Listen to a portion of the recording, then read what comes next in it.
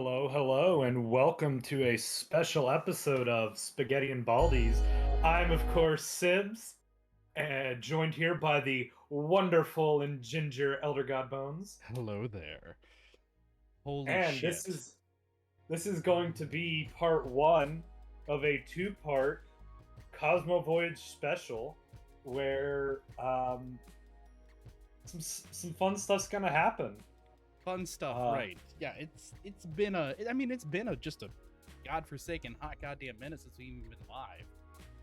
Yeah, it's been a while since we've been live, and even longer since we've done Cosmo Voyage. Yeah, I think our last two something seems different. Something is definitely different. There's a glitch in the matrix. We'll go back to bed.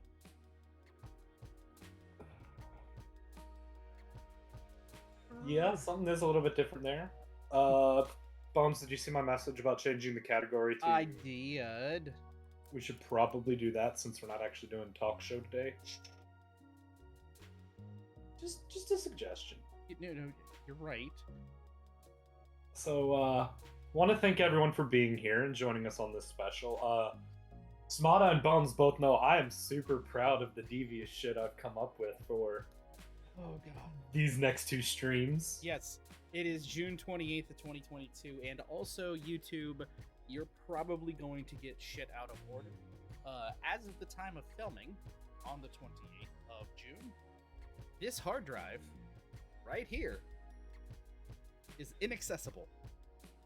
Windows detects it, it spools, but it will not seek, and it will not pull any data off of it. Or it will at a very, very slow rate of time. I got one YouTube video off of it. It's 23 gigs worth of data, and it took 12 hours. Kind of at a loss what to do right now. So this video I'm probably going to try and upload tonight. I am going to be doing a very big kind of recap of what we've done so far, explaining some of the lore and everything like that, big lore points and stuff like that, so that if you are a new viewer, you can jump in here and not be missing out. Yes. So to be fair, Smada, and you're not going to be able to read this, but will it? Well, okay. So it's blurring it out. Okay. Well, there's your problem. It's a Toshiba hard drive. But it's a Toshiba hard drive made in 2013. Yeah, I mean, it is, 9 years old. Yes. So it's had a good run for being a 2 terabyte drive. Yeah. So, yeah. You can try leaving it upside down versus how it was in the computer game. It's been sitting like this for the past week, and that's how I got the one thing off of it, and then Windows stopped seeing it. Yeah, could try it again. Yep. Let's see. So, yeah, that's where we be. Don't fall over, oh my sweet mother of Jesus Christ. So, we normally do a talk show on Thursdays and game every other Tuesday. But me going on vacation, the Bones having family visiting, me getting sick, and having obnoxious kids, it's kind of pushed things off schedule for a bit. So we're getting started with what is going to be our hopeful return to normal scheduling with this special. Back to regularly scheduled programming. Yeah, we both specifically said this week is a no cancellation week. Yep. Unless Bones loses a leg or something absolutely there's, crazy hospital happens. Shit involved. Yeah. We're not going to be canceling due to starting late or anything like that this week. We want to have this special go extremely smoothly and happen. Smoothly is up to... Do any of our streams really go smoothly? No. We'll fix it in post. So yes, YouTube, you should see this glorious video or probably around 5 a.m. when it hits live, because it's going to take forever for it to fucking upload and do its thing. But you have the floor. Do your recap. All right. So, Cosmo Voyage, derived from Star Trek, is our parody RPG where I'm a terrible DM, but that's fine because Bones has never played any kind of tabletop RPG. The system that we're using is somewhat loosely based off of a system that me and my friends made up in high school. It was originally designed to be paperless and diceless. I'm doing that in moments of very high need where Bones can actually change the output of the entire story. There will be dice rolls. And the rules of how the dice rolls are done are made up on the spot every time. And That's why I 3D printed a dice roller. And that is why asshole die is missing. Ooh, even better. I've got the metal dice, but so I do. So dice. Smata, I do have some of the gaming episodes are still on my C drive. But the actual talk show ones, the ones that would be quote unquote important, are not. So I could upload spaghetti and gaming ones, but I was actually going to upload those. It does. Well, because there we go. Now it's uncensored. And of course my son dropped it, so the quarter of it. So basically, my wonderful co-host here, Bones, is playing the character Juan Tibetan Quirk. Juan. That's what I said. Juan. Juan. He originally started in the city of Metropolitans, and worked at the Twin Peaks Valley, Cleavage, strip club. And he was a bouncer there, where he punched a space naval officer and got court-martialed. His two options were life in prison or join the Space Navy.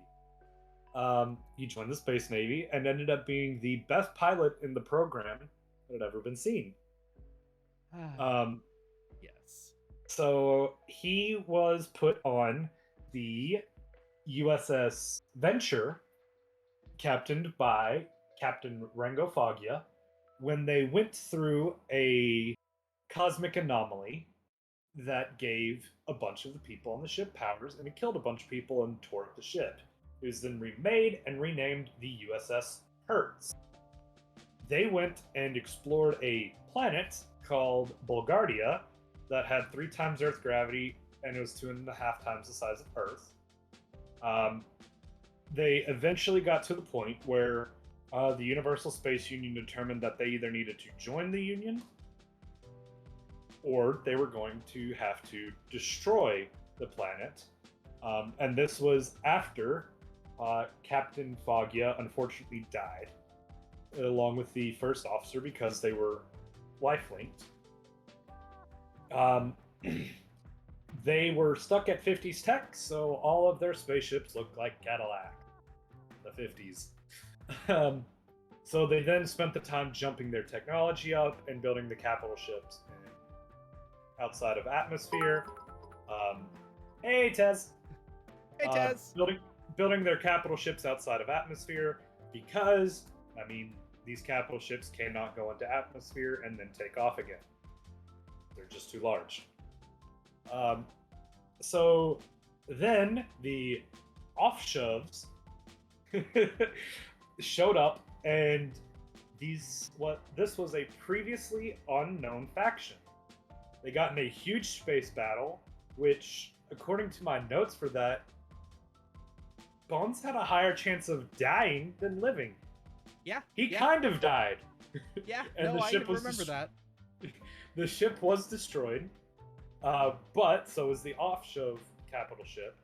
Bones was then brought to life with the help of Huge Reg, who is the chief medical officer, and he has that life-linked ability with what is now Tiny Reg,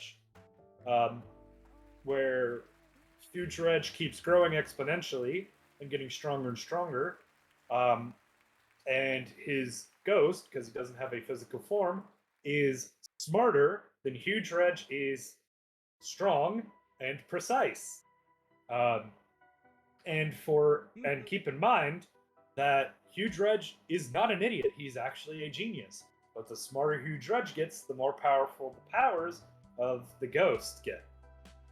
With those two specifically. So they rebuilt Captain Quirk. He became interim captain of what is now the USS Travago. He is joined by his first officer, and now the Travago. kind of pilot, mostly navigator, Jeff Liam Packard. Who, in the same incident where Captain Foggy was lost, is missing his left arm, which is which was his non-dominant. Bones is missing his right arm, his non-dominant, both his legs, his rib cage, most of his spinal column, and his heart and lungs. But I have a 7-inch circumference cock. He does have an artificial cock. That's oh gosh, I have it written down here. It is 7 inches soft, 12 inches hard, 7-inch circumference. And yeah. Are we quiet? We are quiet. That's odd. Hear better. Yeah, hear better. I don't know what to tell you. Try turning down your Spotify a little bit, because that'll kind of make us louder. So yeah, that's where we are. The crew that did gain the abilities, they are pseudo-elemental abilities. They've got different ranges. Bones can make portals, and a pocket dimension that can hold non-living things. So like, you can't put plants in there, but he could put like sandwich. Yeah, you could put a sandwich in. Things like that. Put a chicken sandwich with pickles. Chicken sandwich. The USS Travago then became the sole flagship for a new branch of the Universal Space Union. So they only report directly to the Grand Union Council. And it is for cosmic anomaly analysis and exploration, as well as diplomacy.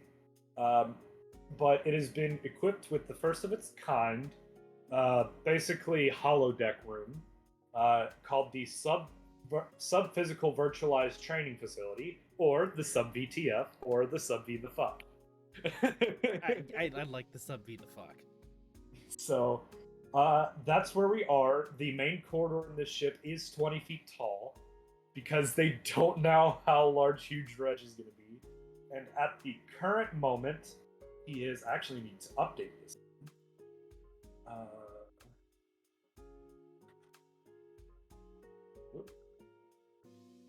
He is currently hold that thought real quick, Sibs. So if are you sure you don't have your internet browser's actual volume turned down, and by you cranking up all the other, like raising, and it is issue as in ISSYOU, and you italicize the U and then italicize the sounds me. like an issue, not an ish me. Yeah, not issue, not an ish us. Yeah, not. You spelled issue properly. You're supposed to be ish you, YOU, not proper. Get it right if you're going to quote. Yeah. But at the current moment, which I did update because it is 2 weeks, so that Cornelius Baxter, he's not really important. He's just kind of important. Oh god, how big is Reg? He hasn't grown too much because it's only been 2 weeks. Still. So the last time we played, he was 11'4" and 3,700 pounds. Pure strong. Pure muscle. This dude has like 1% body fat. We really didn't think this out when we made this shit up, did we? I did. I knew it was going to get ridiculous. This is Huge Reg also has foreign accent syndrome, which is a real thing. Yes, that's right. Yes. But his is magically infused to where anytime I feel like it or can't keep up with it, his accent will change. He was It's originally really- French. Now he's mostly Russian. It's really hard to keep a straight face with that shit sometimes too. It really is. We are mainly a Yeah. comedy channel, so comedy does happen. You're Um, also but- not for anyone that is new. Actually, I mean, I know you got the mature warning thing that came up. We are not family Family friendly. Not We in this life. try to be somewhat politically correct, but don't hold your breath. We are Or both warning. we are both advocates for LGBT rights. Basically, let people do their shit and be happy. Shut the fuck up But- and let them be happy. But we don't talk politics or religion on this channel. Tez is just a cocksucking gutter slut, but that's really all that needs to be said. I think that's I think that pretty much sums it up. I'll make jokes about whatever the fuck I want. Has no bearing on what my reviews are, because comedy's just fucking comedy. But And yeah, moving on. But whenever characters come up that I haven't mentioned I will give just a very brief rundown of them. Okay. Because again, this is designed to also be a recap. But say the other dude you so- just brought up, I don't remember, so that's awesome. He was the one that came up with the sub VTF buddy idea, and so he was the first to receive the mix. Oh, you just realized that Sibs is bald, I even said welcome to Spaghetti and Baldies. but he wasn't here when we first launched. Oh, that's fair. But Tez doesn't pay much attention So- to shit. the crew of the USS Travago catalog number Quirks Prestige because he Kobayashi Maru'd that shit. Fuck yes, I did. Oh my god, that was awesome. I really hope that episode can be recovered That would be awesome. because that space battle was incredible. I don't know if I'll ever be able to do something that good again. That took a lot of the brains. It did. Took a lot of the brains.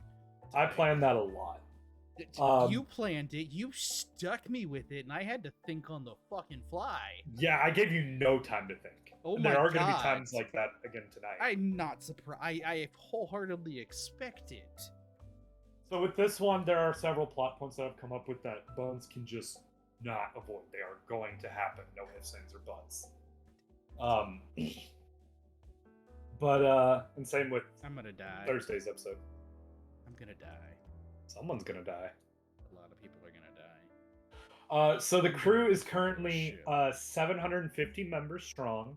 572 are from the Hertz / Venture. 572 of them. That's how many lives Bones was able to save in a space battle where the ship was entirely lost. He sustained more damage than those 572 people combined. You are required to pay attention. You should So- always pay attention. They see me. I can do what I want. I have AC too.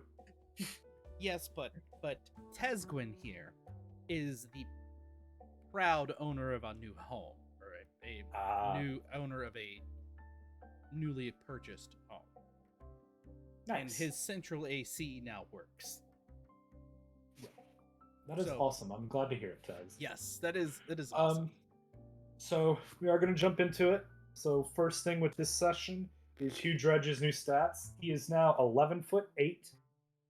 So he's only grown 4 inches taller in the last 2 weeks. It's slowing down a little bit.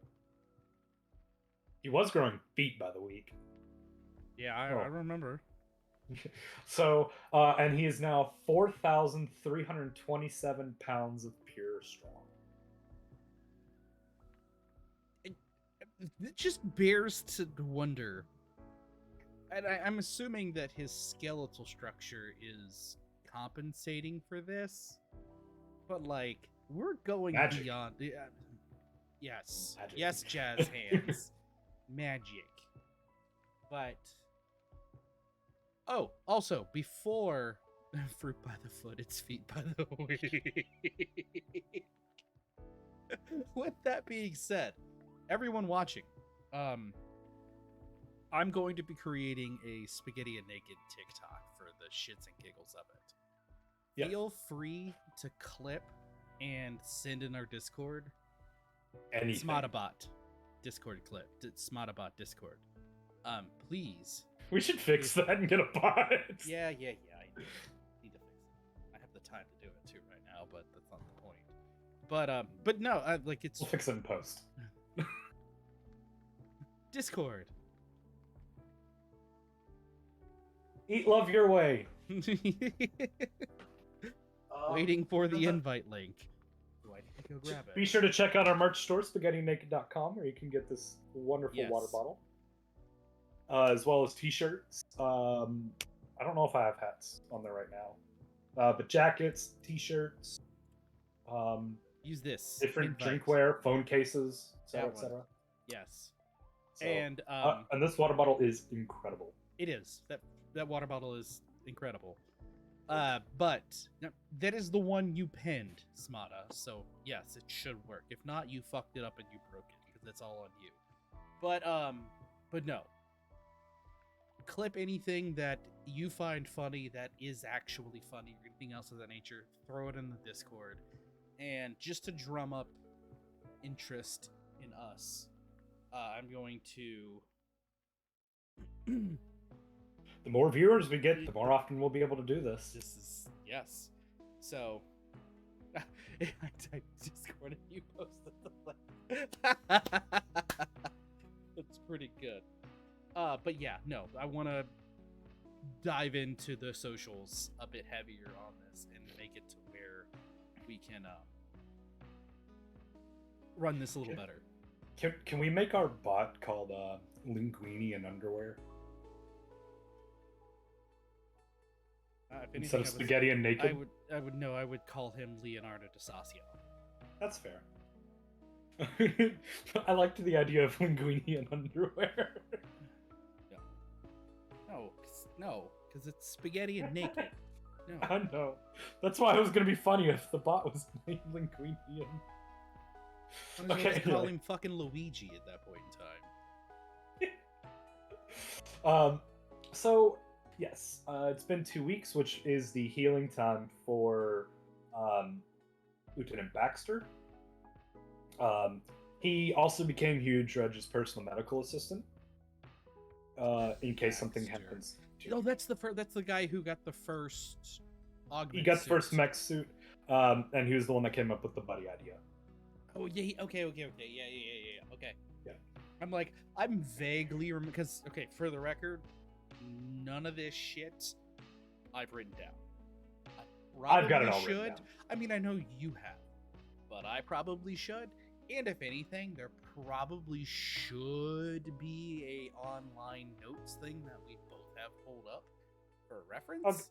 I'll get that at some point. But yeah, no, that didn't happen. So a lot of this stuff I'm gonna remember like 5 minutes in, like, oh fuck yeah, there was that thing. And yeah. Forewarning. I will remind you of stuff, and then once we get a synced notes thing, then I'll put the stuff that you're allowed to see in there. My beard is so red. It's still red. My head is so white and pasty. Exactly. You can't really see it, but like my neck is my neck. My back. No. It's sunburnt because I'm a fucking moron and forgot to put sunscreen on. My neck. Your back? No, I was wearing a shirt. No. Ain't nobody want to see that shit. No. What about your pussy and your crack? Don't have one and no. It would be kind of hard to sunburn your crack. I mean, plumber's crack. You could. I mean, you could get like the ends. You could get like the crack walls. The top of your ass crack, because you have plumber's crack and it's just there and it gets sunburned, so you look like you have this. But the crack itself can't get sunburned. But so this is totally off topic. If you did that, would that not look like you have the stretched Batman logo right on top of your ass? Because it would be flat, and then there would be like an arc down. So it's like a stretched Batman. You You should move on from this. Fat That's man. crap!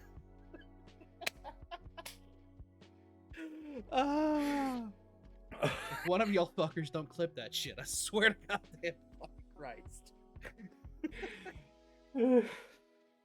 Oh. So, Oh fuck.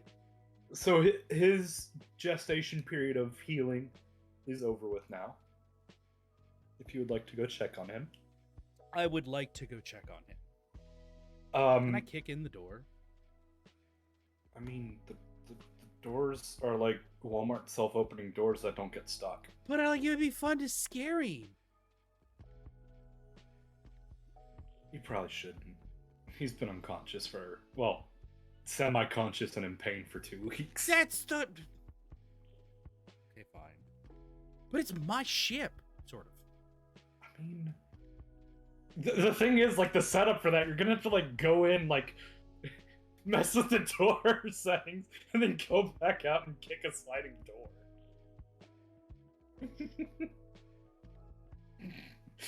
Like, he's gonna be like, what the fuck is he doing?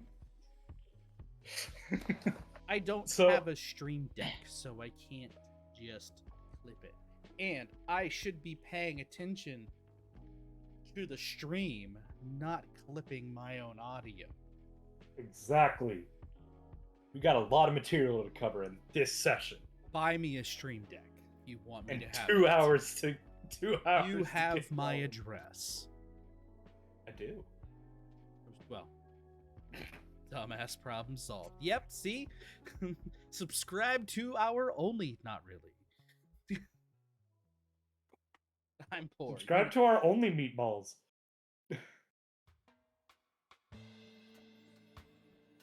No. No. Anyways, Moving on. so- Baxter is healing well. He's got full responsiveness from the suit. He's able to eject from it freely as he needs to. There have been plenty of countermeasures put into place so that these cannot fall into the wrong hands. Remember discussing that, having questions about that. That's right. Okay. Yep.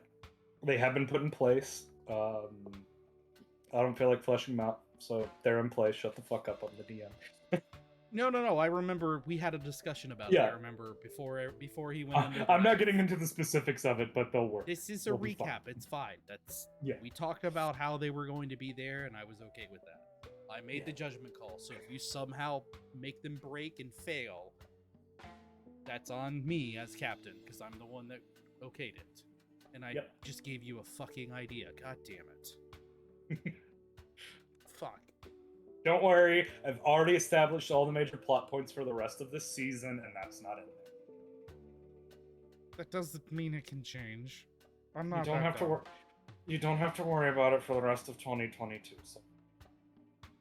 We'll see. Maybe. Anyways, Moving on. unless season 2 ends early, but whatever. Once you saw his suit, all of these mech suits are going to be equipped with the mag boots, as well as the helmets that'll come up with the oxygen recyclers. That, in theory, should be able to keep someone alive for life.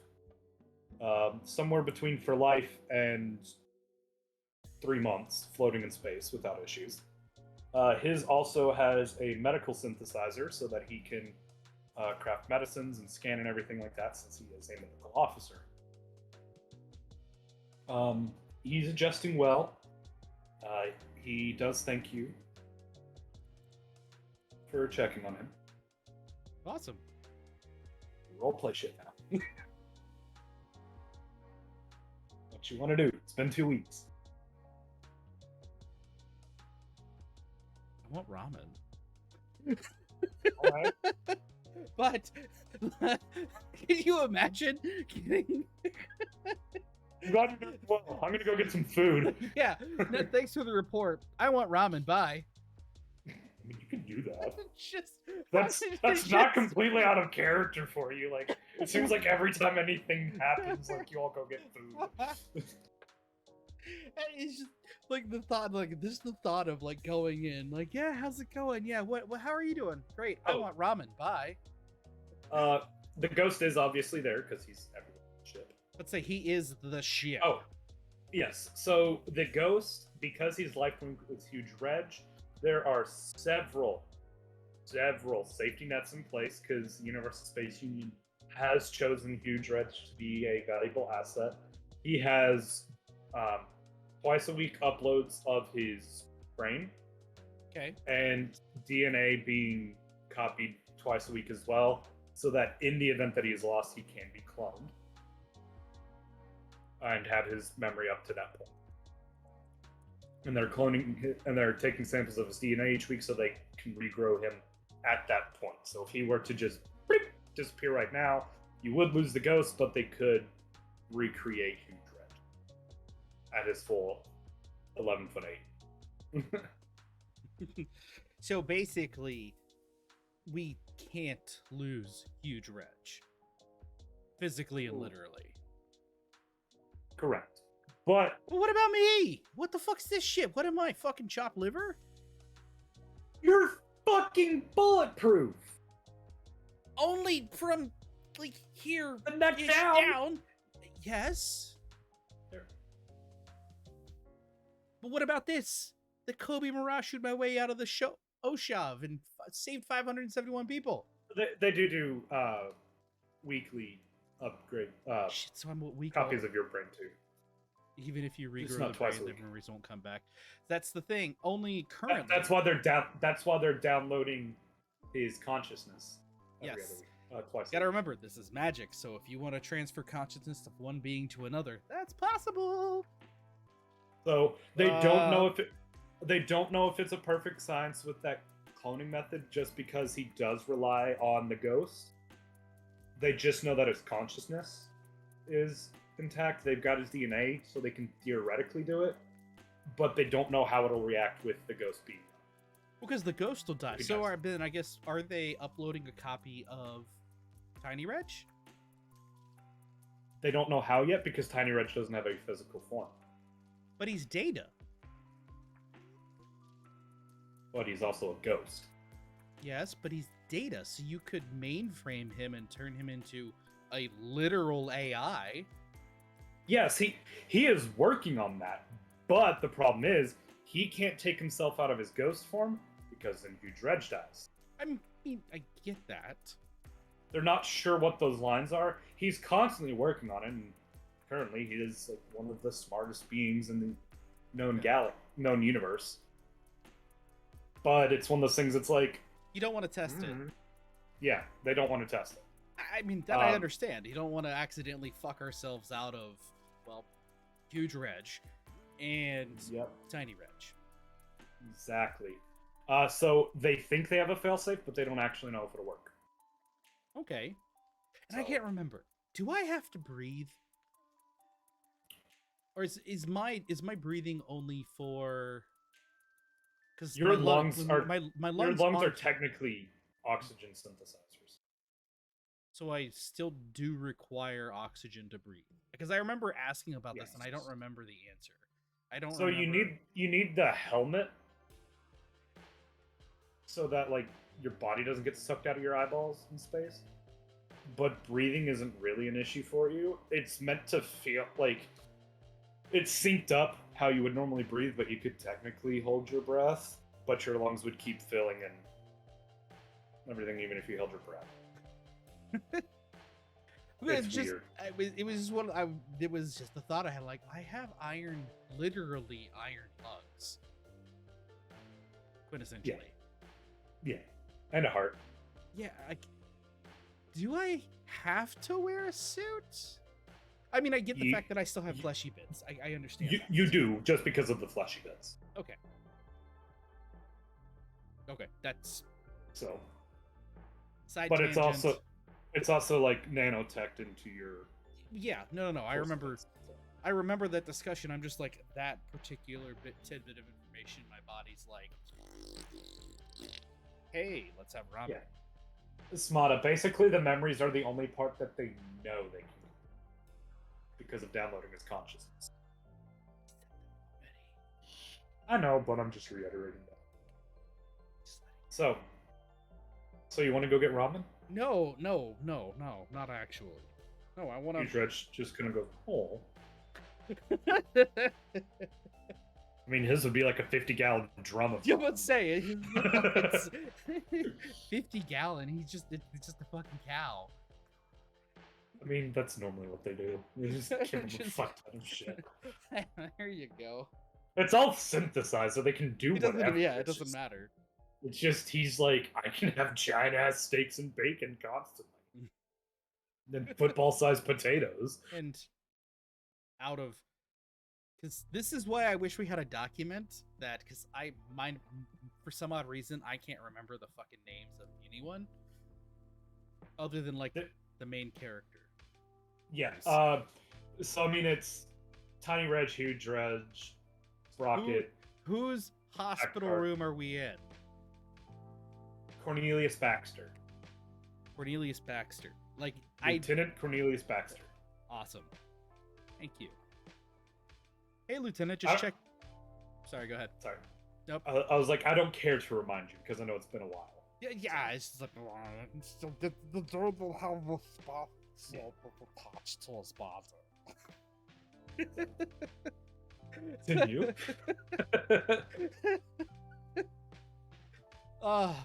So Lieutenant Baxter, just check it in here with you. And oh, I'm sorry, I know you told me we were Cornelius. How are you feeling, bud? Well, there's still a little bit of tingling left over from the pain, but my body has fully accepted the integration of the suit. And then for the last couple of hours, we have been working on calibration and things like that. But everything is going well. It's just like you said, after this 2-week period, it's just like an extension of my body, where I don't even really have to think about it. The neural plants did work great. It's just, I do it. It's just like, I know how to close my eyes. Awesome. It just works. So, I don't mean to, but kind of want to put you on the spot here. Would you mind giving me some sort of demonstration to make sure that it all works properly? Oh, absolutely. And like, you see a canister like shoot up and he catches it and he tosses it to you. What's this? Go ahead. Breathe that in. It smells like cotton candy, tastes like cotton candy. And yeah, you're like, you feel a little different, but you're not sure what. And then you feel different, but better. What shit's this, bitch? Oh, I just put your cholesterol and blood pressure at perfect levels in the taste of cotton candy. Huge Reg takes his Huge Reg takes his scanner and does it and goes, yeah. Perfect definition of blood pressure and cholesterol. But so I remember that you also got him the maglev boots as well. Yes, which he then also decided was going to be standard issue. It just works. It works, little lies. The fuck? Let's ignore Smata. Well, yeah. Okay. Moving on. But Cornelius, yeah. Could you walk on the ceiling for me? I can do one even better. He kind of does a standing backflip, and when he's upside down, his boots activate, and you goes up to the ceiling, the 20-foot ceiling. Aren't you a little fucking show off? Nice. I just know. Damn like, it, Todd Howard. I just know what I can do.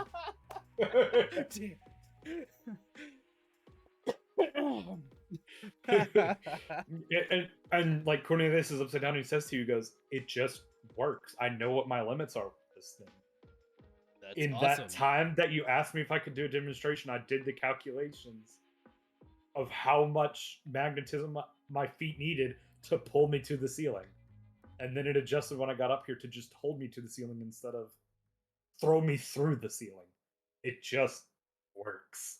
Nice. That's awesome. That's good to hear. There was an old 21st century company that tried this. I think it was called Apple, but they didn't actually.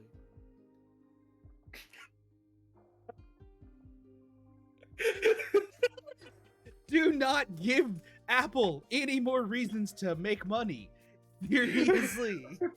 I had to. I'm sorry. Oh, Some fruit company some that made phones. Holy shit, dude. He then drops off the ceiling and he does like a front flip, and then like you see him like instead of attractive magnet opposite to slowly lower him. He goes, it really does work, and I mean, it's improved my senses, my physical capabilities, everything like that. And then he goes, and if I need to, and he just walks out of it, I'm not reliant on it anymore. It doesn't need to stay attached to me. And he goes, and the cool part that they were working on while I was under, and you see another canister shoot up while he's out of the suit, it's wireless. Nice. How far away is it from you? Can it be from you? They're still working on range, because as they work on range, they're also getting those, that latency down. So currently, it's about 15 feet that I can get away from it and still control it. That's still impressive. So, Yep. and I'm thinking of just a random one-off scenario that I don't know, that just seems like something that we may need because whatever. Can you operate it autonomously while you're out of it, while you're doing something else with another person? Oh, absolutely. He starts, what he does is, goes, this is something that we actually did in the initial tests about an hour ago to see how it would work. You see the suit go over to the table about 2 feet away and start juggling, and he's just motioning with his hands, just talking normally. He goes, it can completely function separately from me. I just have to think in my head what it needs to be doing, and then it does it. Okay, but so I guess going further beyond that, how capable do you feel like you would be performing battlefield surgery while you're performing triage with your own actual hands? So yes, that would work because of the Neuralink. It does have some processing power in it that is taken from my brain. So instead of having like a one-track mind, it expands into like 5 or 6. So I can simultaneously have several different thought processes without them getting derailed from each other. Cool, awesome. And It's Smata, what you were asking, that is that 15 feet. After that, things start getting hinky and it can start giving headaches and stuff like that. So it's one of those things where after it gets out of the latency parameters, it shuts off the wireless. So as they improve that, it will get further, but it's an automatic thing. how the hell did you damn near kill the PC, or did you almost trip a breaker? Or did you melt your 3090 because you were playing with ray tracing resource packs?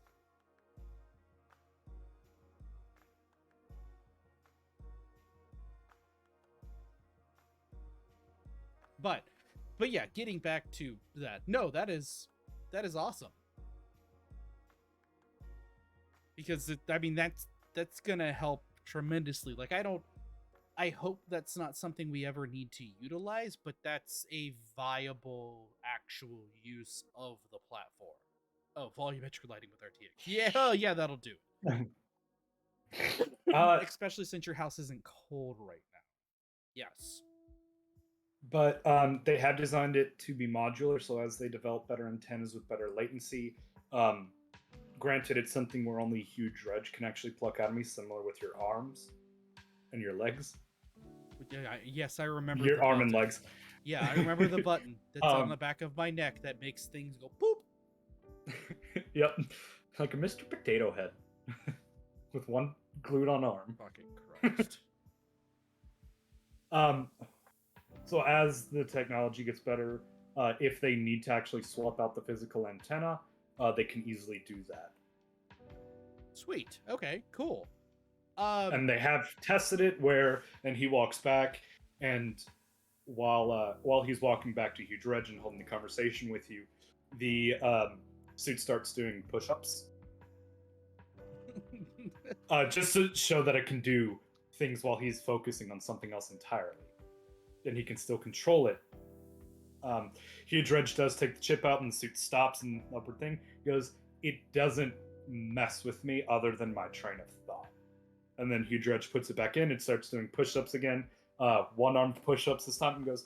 But as soon as it's put back in me, it just takes the latency amount of time to everything go back to normal. They have really done an incredible job. Awesome. So, but there's currently, at least, there's still the chance that if you are disconnected and reconnected to the exosuit, your potential train of thought and what you're doing could be completely derailed. So it has kind of like a save state. They're still working on it a little bit. Good night, Tess. But Thank you for joining, bud. it does have a little bit of a save state. So when he removed it from me, because I was focused on the conversation with you, it stopped. But as soon as he put it back in, that train of thought did continue, and I didn't have to think of it. And the other things I was thinking of immediately resumed where they were. Yeah, that's what of my thinking too, Smada. Like, one train of thought, sure, I could understand, but four more, so another 5, and all of a sudden it's just back on and it's back online. That's we may want to reevaluate that, because depending on what's going on in a quote unquote war zone or in a stressful situation, that could kill us all. It could potentially. That's why they're working on making it autonomous without making it, because AI is not really a thing yet. It's been something where the technology is advanced, but AI is kind of one of those backed off things, which is why your ship is special that it has an AI, but that AI is actually a person. Yes. So that's special to your ship. Just because there had been issues with AI in the past. So they're like, we're trying to that's why we're trying to extend the range and the latency. The more we can do that, the less of an issue that becomes. Yeah. Yeah, no, that's just my thought of, you're doing what you're doing and you go out of range and you were doing like 5 things at once, and all of a sudden you get the back feed. Because that's the other thing too. Not only are you going to have to deal with what's happened, but what if anything new has happened with the if any sort of information that you need to process. How are you going to process any additional information from the point of disconnect to the point of reconnect? Because that suit is still actively monitoring its surroundings, meaning your brain is going to need to then compute and access and make sense of everything that's gone on, because that can't be backlogged. That needs to be processed real time. Right. So the issue is we're trying to, and he's explaining it a little bit, but the ghost eventually like stops and goes, I got it from your bags. What I'm currently trying to do is get an automation system where the suit can keep processing and taking in data within its specified tasks without violating Universal Space Union AI laws. Okay. Could that be something that instead, because like as right now, the way that we know the human brain working is that it goes through your visual cortex, it goes to your short-term memory, and then part of what we believe to be you go from short-term memory to long-term memory. Would it be Right. possible to circumvent all of the visual cortex part of it and just go to long-term memory and just dump it to where then Cornelius here or anyone, it's just there. You know, like, you're aware of why it's there, but that's not now a cognitive thing. It's now a subconscious thing. That is what we're working on. We're also tinkering with ideas where it is a dual consciousness, but that's getting very close to breaking Space Union laws. I So I don't feel comfortable pushing towards that. I would much rather have it be a self-enclosed unit that monitors its surroundings and then dumps the memory into long-term to where it can be utilized instantly and not affect as soon as they reconnect. As soon as they reconnect, because then what you're doing, there isn't going to be the potential stutter, because what if you're performing open heart surgery to stem bleeding and you reconnect and it makes your limbs jar and you just now sliced up the inside of the person you're working on. Right, that's what we're working on. We're also working on task completion automation to where, say, if they get disconnected, it will complete the tasks it's working on autonomously and then just wait for instructions, so that in the event that hypothetically, if they're doing that, Cornelius can, start the open heart surgery with the suit and then go to triage. If something happens and then Cornelius is then killed, the suit can finish that open heart surgery instead of sitting there over a man whose heart is currently. But that goes against something that we've talked about before.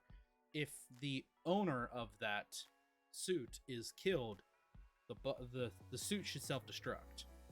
Right, so it'll do that after task completion. That's an override. You don't know what that means. No. Override is it blows up. It should self-destruct right then and there. Because even though it would mean losing the patient? If there's the chance that, to put it bluntly, if the surgeon is killed, more than likely there's nothing that's going to save that patient. Let's be honest here. Think about a battlefield. If your green zone where you're able to stable and operate, your surgeon's killed by enemy fire, there's then no saving. You're already gone, and you should not let that bot fall into enemy hands. It sucks that person might have to lose their life, but sometimes you have to make the bad call. Gotcha. I was overthinking it. I will revert that a little bit and get back to that initial death protocol.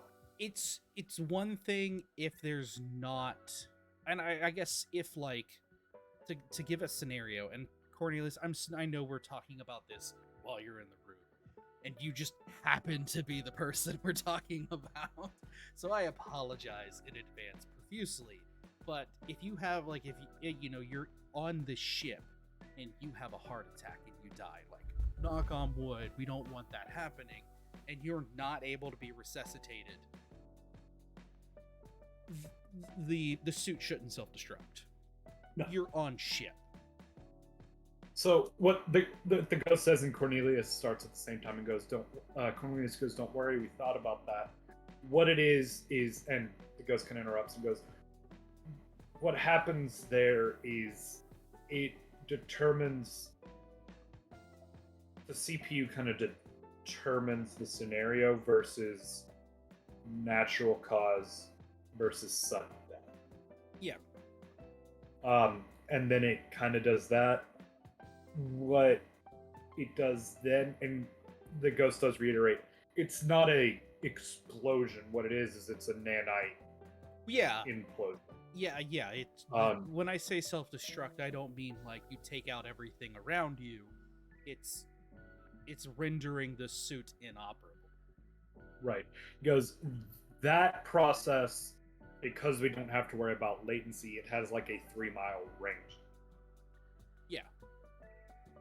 So it's very unlikely that that would fail. And as we improve latency on the actual wireless, that range will improve. Just because latency isn't as important as long as it's less than like a because minute. really the only thing you're looking at there is there a heartbeat? Did the heartbeat fail? Is it dead? Are we disconnected?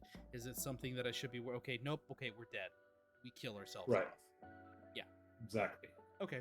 So we'll make that a primary function, higher order with that, but we're going to keep working on that so where it can determine, hey, is he on vacation? Wait a minute.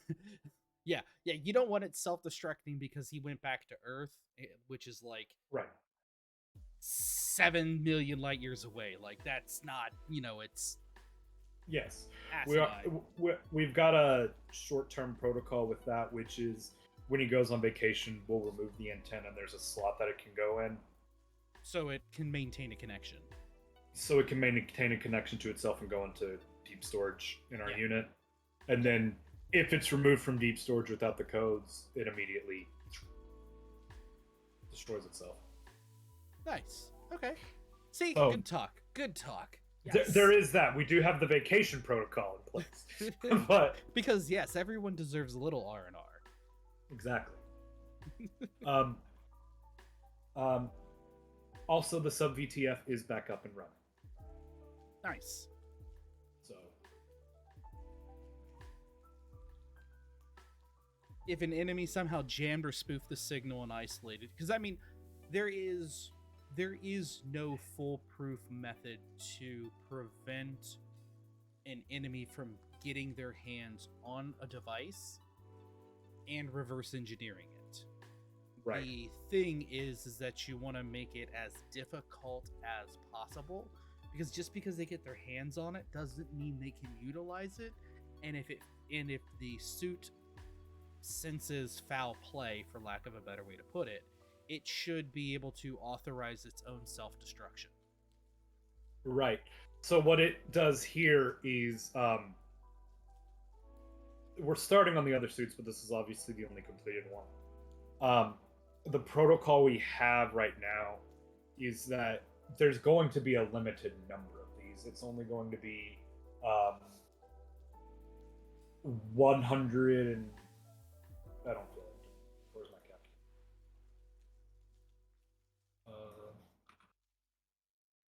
There's going to be 178 of them. So they will be programmed with everybody's things so that if something happens and one of them is on the battlefield and their suit is destroyed, and someone else is killed, they can swap real quick, but that window is very short. So it's something where we don't have to worry about something happening, multiple people getting back from vacation, them getting the wrong suits, and suddenly all the suits destroy themselves. There is a protocol for that. It's just a short window of, oh shit, get that back out. Okay. And it is something where we're testing on a different suit. If it is put into any kind of module that is not pre-registered with the 2 million bit encryption code, it auto self-destructs both the transmitter and the suit with that encryption. And I don't know what the actual encryption. It's stupid high encryption. Like they're to the point where I mean there's no 100% tamper proof, but they are as close to tamper proof as possible. Okay. So because the ghost does say there's no way that I can perfectly engineer tamper proof and loss proof without it eventually just having the potential to kill everybody on the like that has one of these suits without that becoming a possibility. There's not a perfect way with no flaws, but I am designing it to be as close as possible, which is why the latency of It's actually you, not a Smarta. lack of cybersecurity backgrounds in the slightest. It's meant to be as such for that explicit reason. Yes, there are things you can do to make it more secure, but because I'm not going to go 256-bit through. encryption is more secure than 128-bit. It's just I'm trying to come up with a number that justifies 2,000 years in the future. Yeah, and don't there's no point in going in that amount of detail because you're never going to prevent someone from cracking something, and Right. that is it is with the knowledge, an extensive knowledge of cybersecurity.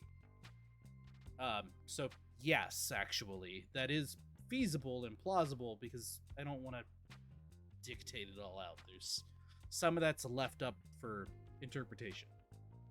Yeah, some of this is numbers Explicitly. being made up to try and do something ridiculous for futurists. So, Yeah. Because yes, I mean, but even then, even on the grounds of cybersecurity, in today's world, there's no such thing as fucking cybersecurity. We have no idea what cybersecurity is. It's in its infancy. It Yeah. changes fucking daily. yeah. So, yeah. So that's I what have he tells a you. job Goes, interview for cybersecurity tomorrow at 10:30. I don't hold it anymore, but I used to hold a certificate for cybersecurity. Yeah. But anyways, so we are currently working on those protocols and making them better. Because, but I mean, this is still new technology in first generation, so it's gonna just some of it's just gonna take time. Couldn't you? So, what about utilizing the way that the ship communicates back to Earth? For lack of a better way to put it, that's quantum entanglement. So that is a thought, but it's one of those things where, with the scale and those frequencies, it's hard to. We're having to use a different frequency so that Cornelius here and the next guy that gets one can operate within proximity of each other without there being feedback and thoughts getting crossed between brainwaves. But quantum entanglement doesn't base itself off one sole frequency. No, it doesn't, but again, new technology, we're kind of having to figure it out as we go along. Gonna have to call your bluff there. We're using we have how many ships are in the Space Federation? I don't know. But there's more than microseconds of latency. I actually don't. We never actually covered how much latency there was. So I'm basing the it off latency the was assumption of none. So there's these suits are using almost zero, as close to zero latency as possible. Ship to ship communication is fine for 200 to 300 millisecond latency. Okay. Bit of difference with okay. I'm just you want to go the whole Star Trek route. They had no latency with ship-to-ship communication, no matter the distance. And quantum entanglement literally circumvents the issue of that because you're existing in two different places at once. Well, this isn't Star Trek. Fuck you, I'm the DM. This is Cosmo Voyage. Great.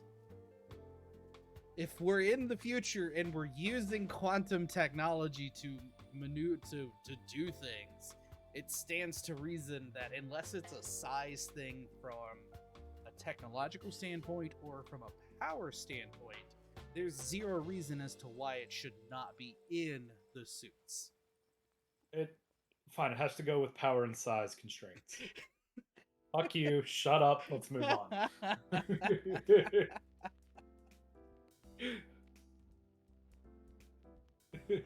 Viable argument. My argument is fuck you, I'm the DM, I don't have to explain it. Magic shit. Magic shit. Air gets sucked in, magic happens, and the car goes faster.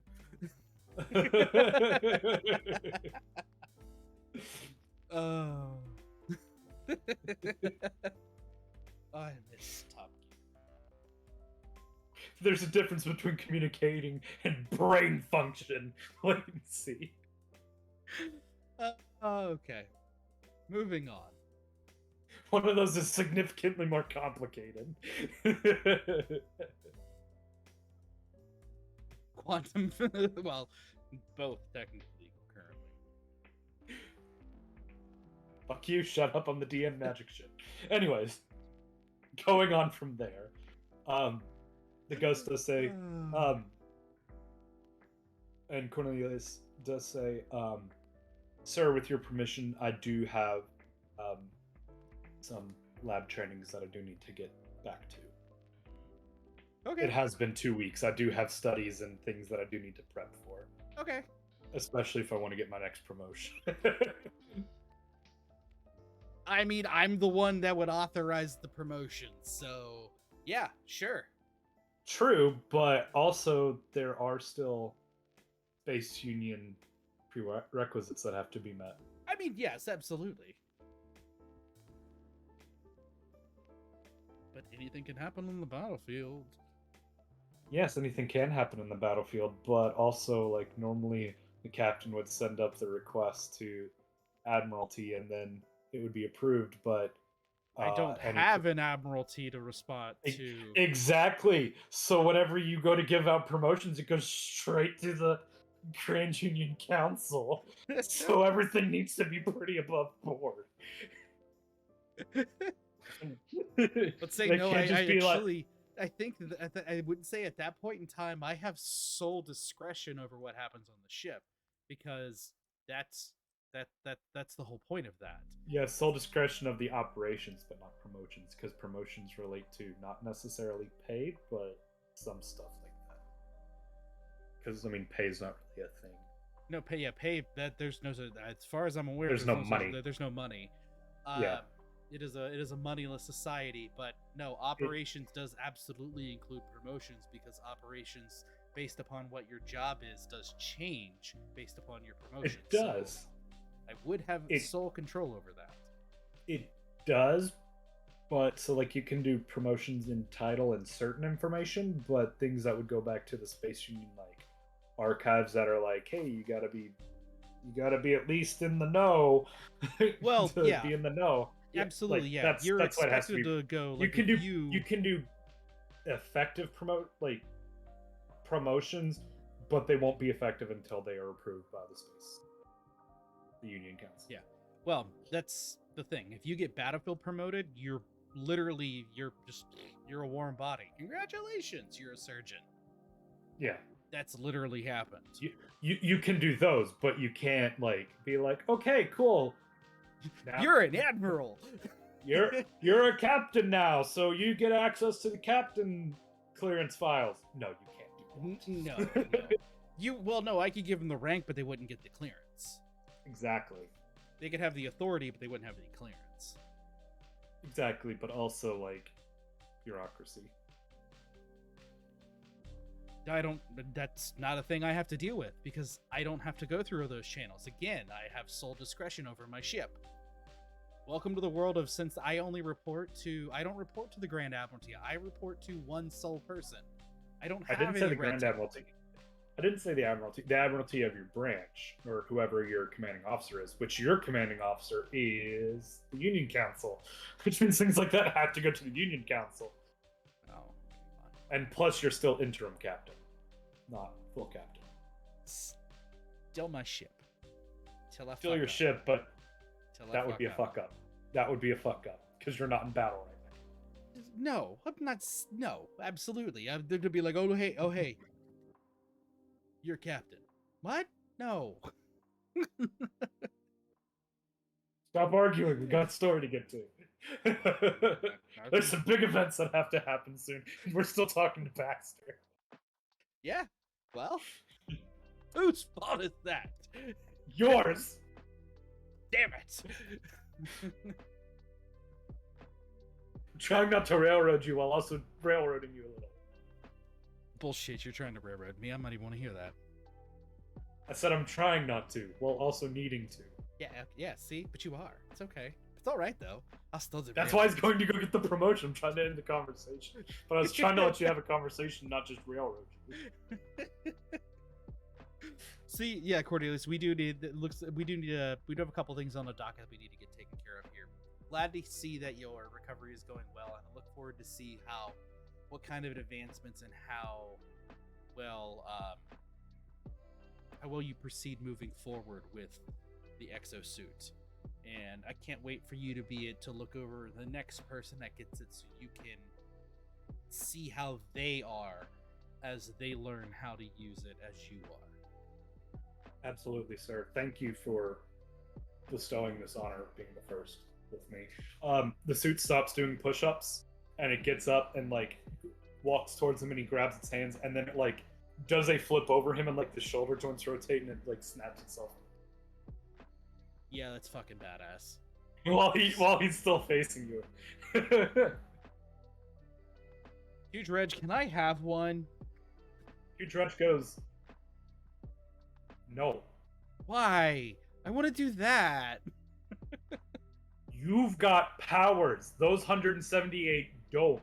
So? Can you not tell me? Would you not want a mech suit of armor that just like does a backflip and slaps onto your body? I understand you may not need it, but don't you think it would look cool? Captain, let me ask you this. You've got a mech arm for your one biological arm.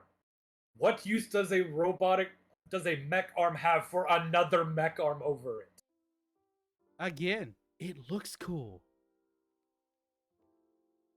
Captain, with all due respect, shut up. Fuck. Fine. You don't really want to argue with you, Judge, because you know that they approached him to be interim captain first. And he's also, like, towering 5 feet above you and, like, and massive and goes, shut up. And he can just pop my arms and legs off at a fucking whim and just leave me on the floor. Watch you crawl around with one arm. A la Anakin Skywalker. Oh my god, I just realized that's totally Anakin Skywalker.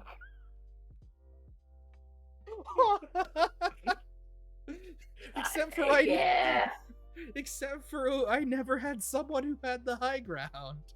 I just went through Huge Red always has the high ground. Oh god. Oh god, that's good. That's funny. Yeah, Smada did bring the point. Once you get a battlefield promotion, you are also probably expected to learn all the prerequisites as well. Yep, and that can actually bite you in the ass because you can hold certifications that don't you don't get demoted. You get issues getting a job civvy side because some of these certifications can be locked behind a specific degree.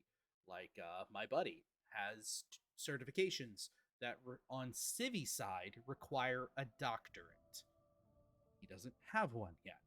So there are just literally hospitals that refuse to hire him because he has more he interviewed at when I still lived in Ohio. He interviewed at one of the best hospitals in the state, and they politely had to tell him no, and they're like, and she literally spun his paperwork around at him and pointed to 4 certificates. None of our neurologists have these, and you have them. You should make more money than they do, and we can't hire you for that. Also because you don't have a doctorate. Yeah, because you don't have the prerequisites on the civilian side. It's amazing that you do it because they're legal and viable. But in the civvy side, you were required to have a doctorate level. So yeah, that should bite you in the ass. Moving on. Yes. The ghost does tell you, Captain, we do have a very mild test in the sub VTF prepared for you. A simulation. Okay. To make sure that it's back online and functioning properly. We don't want to just throw huge reg in there. And Oh, so it's both of Really? us. Okay. yes, it is both of you, but it's not going to be a combat thing. It's going to be very diplomatic in making sure everything can take the weight of huge reg. Because he's taller than. I mean, how much larger is he from the last time he was in it? He's about 600 pounds more. But they also don't want him jumping around and breaking it after they just fixed it, so they're doing an initial test and a calibration test to be like, hey, what's the stress on these things like? Steps on it. 130%. Get him the fuck out. Okay. So yeah, let's go to the sub VTF. Cool. You will both get into the sub VTF. They say everything's within normal parameters. Let's load up the simulation. You get there. It's straightforward. Just basically a. I'm trying to think of a good word for this. It's basically a. It's basically a military fun day. That's something that I did a lot growing up with my dad. Just occasionally, the divisions would have fun days where it's just like a picnic, potato sack race. It's literally just designed to be fun for some R&R and spend time with the families and building rapport with your unit outside of. Okay. So Sure. it's basically that, but it's not. Everyone that's there is simulated. I mean, yeah. So it's not any actual crew members. Okay. So people come up to you, they start conversing with you, just kind of stuff like that. Saying hi, shooting the shit, blah blah blah blah blah. Mm-hmm. Okay. What do you do? It's a fun day. It's a picnic, fun day thing. Food, bitch. Cool. There's like giant bratwurst, burgers, steaks. It's a lot of food because I mean it's easy whenever everything can be synthesized. But it's more traditionally cookout food. So like if it's breakfast foods, it's like Blackstone flat top Mhm. kind of stuff. So yeah, grab a couple of brats and a hamburger and go sit down and put my fixins and stuffs on it. Huge Reg grabs his and significantly larger, and like you see the simulation adjust, and like part of the picnic table just gets huge regified. Sounds like it's just people that just doesn't exist. Yeah, They're just randomly generated. And I mean, there could be potentially people that are vaguely familiar just because of the concept of the fact that you're not unique, yeah. but that's not the point. Basically, it's one of these things like if you were just transferred to the unit. Yeah. So like he doesn't know them, but like they can interact with them. They have backstories and personalities. But they're all fabricated. Exactly. You were fishing So- for plot hooks. Well, that your hook was We're not there yet. So yeah, you eat, taste delicious food, stuff like that, blah blah blah. You interact with people. They go to shut down the simulation, and there is still someone there while the simulation is off. Okay. Like, he's not like standing up. He's like on the ground, like convulsing a little bit. Like, what's happening? Called it kind of. Okay. So Yeah, we weren't there yet, Smata. Shut up. This isn't your RP. Like, he's convulsing on the ground, and you and Hugh Dredge see him. He's there, but the simulation is off. Okay. Corporal, what the fuck's this on the floor? We don't know, sir. We're still trying to figure it out, but he definitely needs medical attention now. Is he registered on anyone on the ship? No, you two are the only one in there. Okay, well then I'm not stepping forward or touching him until we figure out what it is.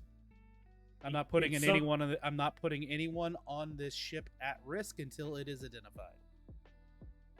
It's something from the simulation, so it is definitely aware of the Space Union protocols. It's definitely aware of the rules and everything like that. As far as we're concerned, it's just a new crew member that we accidentally created. Okay. Are they a registered member of this ship? No. Then why should I care about them? Because that's part of our job? Our job is exploratory in space, not to care about people that randomly manifest themselves in a virtual simulation. And diplomatic. Yes. Diplomacy goes with the exploration. This is now a new being that is on our ship, which means he is our responsibility to not die, regardless of if we created it. Okay, well, open the doors and send someone from the medical team in. I'm not risking myself to an unknown entity. The captain of this ship is not going to risk his body at some sort of manifestation, because what happens if it explodes? I am an ass, but this is also what would happen in real life. Hugh Dredge, like, literally pushes you aside. Like, starts working on him and goes, God, fucking bureaucrats. Like, starts operating on him and gets him stable. Like, he, like, calms down. He starts breathing and he goes, looks around and goes, I don't recognize this ship. And he looks at you. Identify yourself. He sees the things on your suit and he stands up at attention and goes, Commander Alamar, sir. Of what ship? Of the USS. He goes,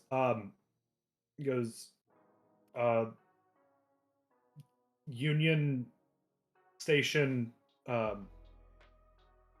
damn it. Union Research Station 371 Alpha. Corporal, does that check out? The corporal checks out and goes, yeah, that's a real station. Okay. Is this person enlisted? Enlisted member of that station? Looks over the roster and goes, when we check the credentials in his ID, they pull up in the Union. They come back clear. So that would be a yes. They check out, but like, if we just do a search in the database, he's not in there. But they are valid credentials at the same time. This is a man that did not exist, but now does. And when we scan his credentials, they've now been uploaded to the database. So yes, he is now officially part of the Universal Space Union Navy. But was he prior? No. Brig. On what crimes? What charges? Unauthorized access to a naval vessel. He was not permitted to come aboard this ship, and he has not and did not exist prior to existing on this ship. Until further notice, he will sit in quarantine under armed guard until we get any sort of information back from the High Council. Not putting this ship is not at risk. Not a liability. Yes, sir. As you command. And Hugh Dredge takes him to the bridge. Or the brig. Not the bridge. The bridge. No. No.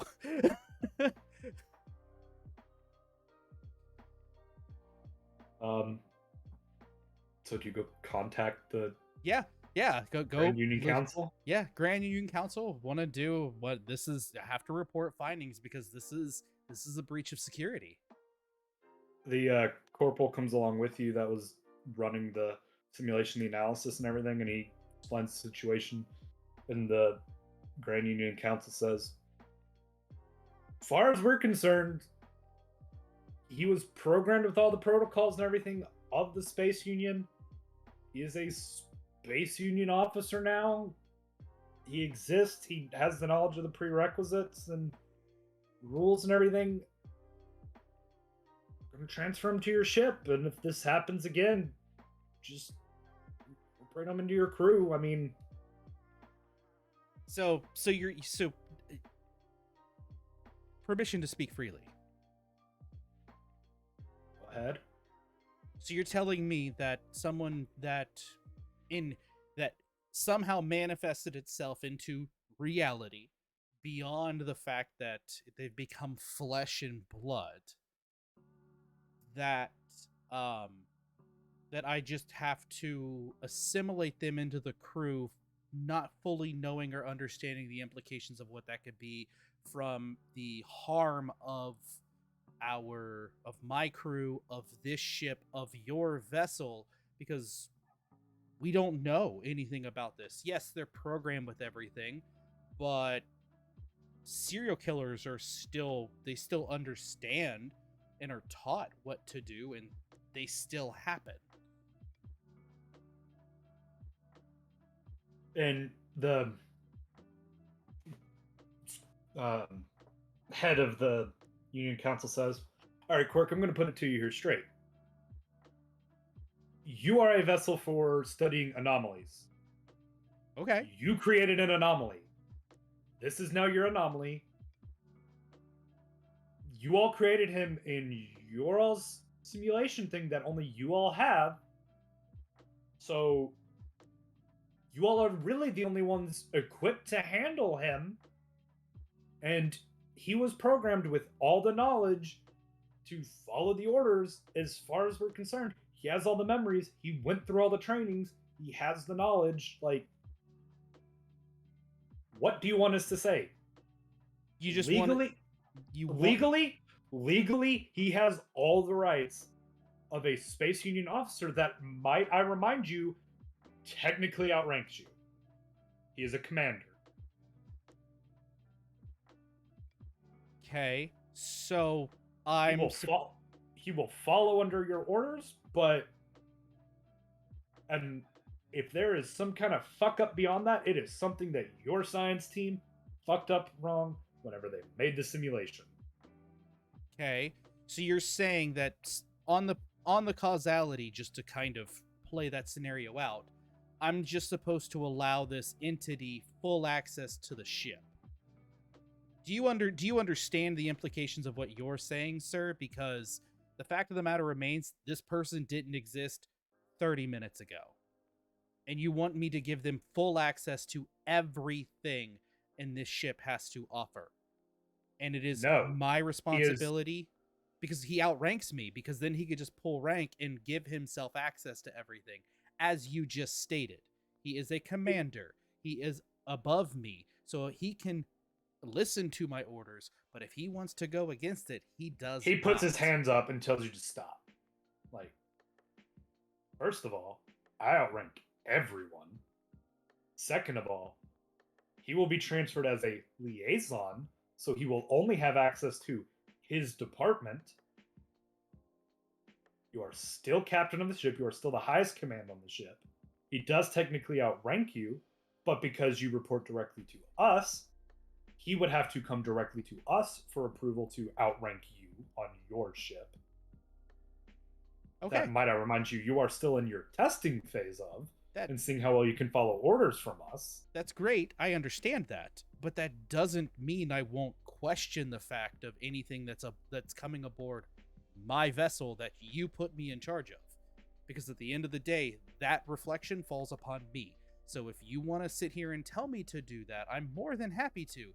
But do also know that some blame rests upon you for making that decision. Here's how we're going to do it. You're going to assimilate him and treat him just like a normal person. And if something goes wrong, we will take blame for not having further protocols. But again, this is an anomaly. This is a one-time situation, your science team is not permitted to operate the sub VTF until they figure out how to make sure this does not happen again. Okay. I mean, that's fine. This is a one-off case. Does he technically outrank you? Yes. But that is by creation of your scientists in a ship that your scientists were trained to operate with the sub VTF. So you accidentally created a life. I'm sorry. You created a life with that is a member of the Universal Space Union, and now it's there. I'm not going to ask you to redirect course millions of light years away to bring him back to, especially to a black site research facility that he was at. Granted, he doesn't know what he was researching there. Thank God they just gave him a backstory, but he does have the knowledge of his prerequisites and protocols. So, doesn't have secrets of the Space Union, thankfully, but he's in engineering, so he's going to be a liaison into your engineering team. So, just to kind of break this for a second, do you know how many red flags that throws and how bullshit that is? Because he would physically sit in the brig until we got somewhere. Bar none. Like that's a security hole. That's a security risk. That's a flight risk. Just like that this is outstepping the whole tabletop. I understand this is probably something that you've created and you've thought out, which is something I can't avoid, but there's so many red flags to that it's not even funny. Because that's risking too much shit. Yes, but here's what I'm going to say. We've discussed some that this will be a campaign with a bunch of downfalls, and I feel like you're metagaming a bit. I'm just using real life. That's Be fair though, if you were in that situation, I don't know if you'd be that cautious because you also have the meta knowledge that bad stuff is going to happen in this session. I mean, yeah, no, it's also Yeah. no, but even then, I still wouldn't risk. I wouldn't risk my ship. I also feel like you would talk to the Supreme Chancellor of this Union Council like that. If you were Quirk.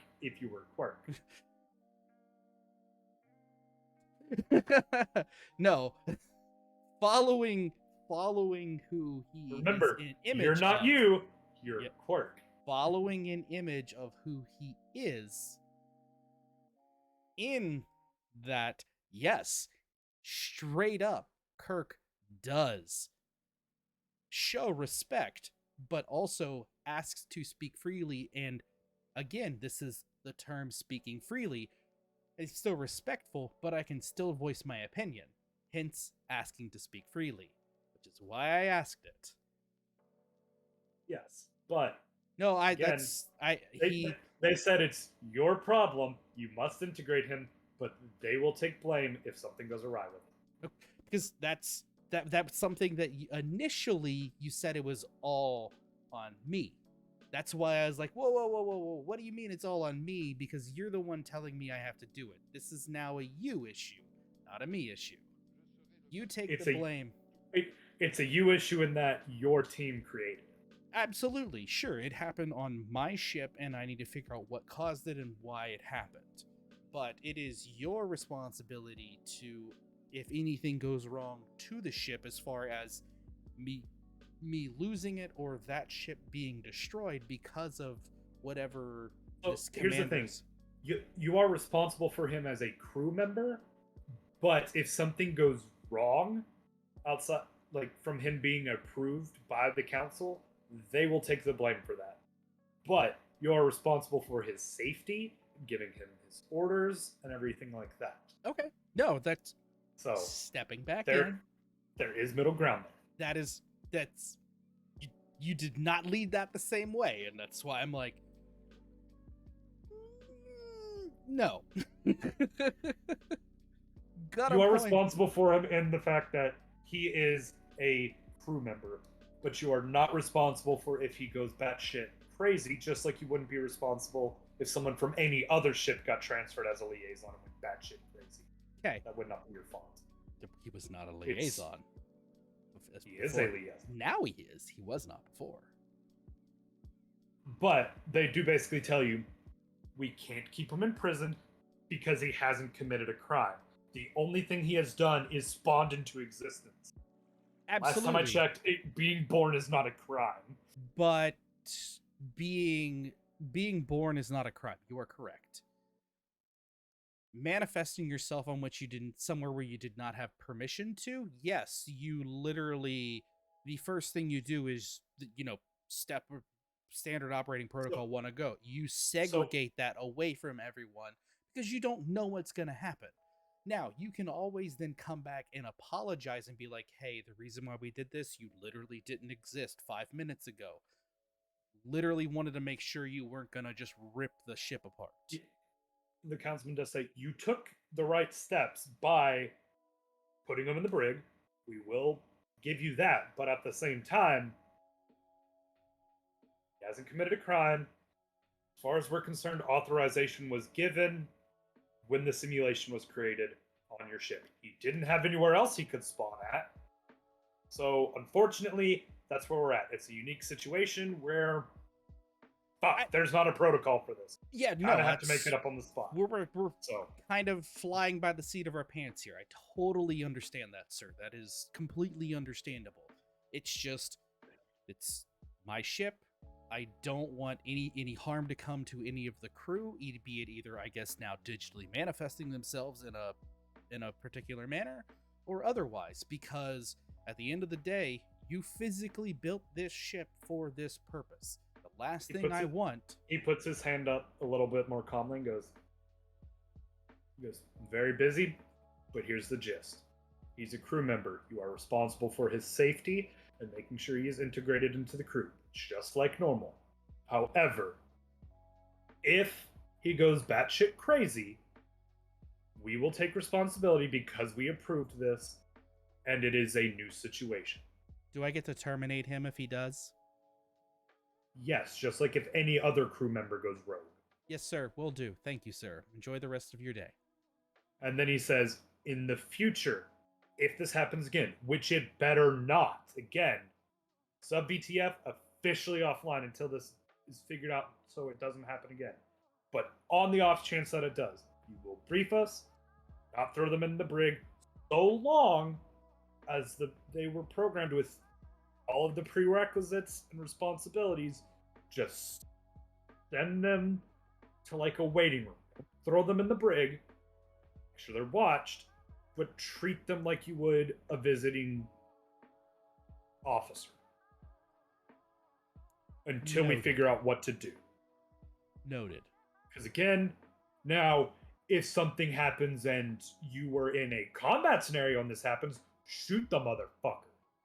This is different because this is manifested from a Space Union officer. Okay. Yes, sir. Civilian, put in the brig. If it's something where they were originally an enemy, shoot the fucker.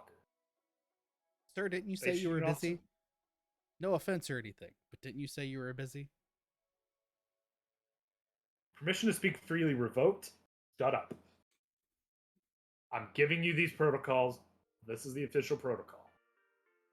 Treat them like they should have been treated, as if they weren't part of the simulation. But contact us. Over and out. And, just cuts off. Okay. So, fuck you. Listen to me, damn it. The thing is I'm not wrong. Straight up. Anyone comes on a board, you instantly go to the brig. No, dude, no. Because but you wouldn't do that if it was another Union ship that got destroyed and you picked him out of space. If I picked that's different. This person didn't exist prior to the simulation. Just because think about that. Again, he's not mad at you for throwing him in the brig. He's mad because you were questioning why should he be in the Space Union? No, because that's how he was programmed to exist. Okay, but be that just to kind of take that into account. Okay, I program myself to be a billionaire. Am I a billionaire? No, there's no money. But Sure, you have $1 billion. That means nothing. But I program myself to be some sort of affluential, super popular person, and I digitally manifest myself and turn into some sort of human, and that's what is uploaded to the database. Does that make me that? Because the only reason I say that is because you're interjecting information that isn't necessarily true. It's a digital manifestation that has turned itself into something tangible, but there was no record of it prior to. Understand that everything was created like in the image of being this person.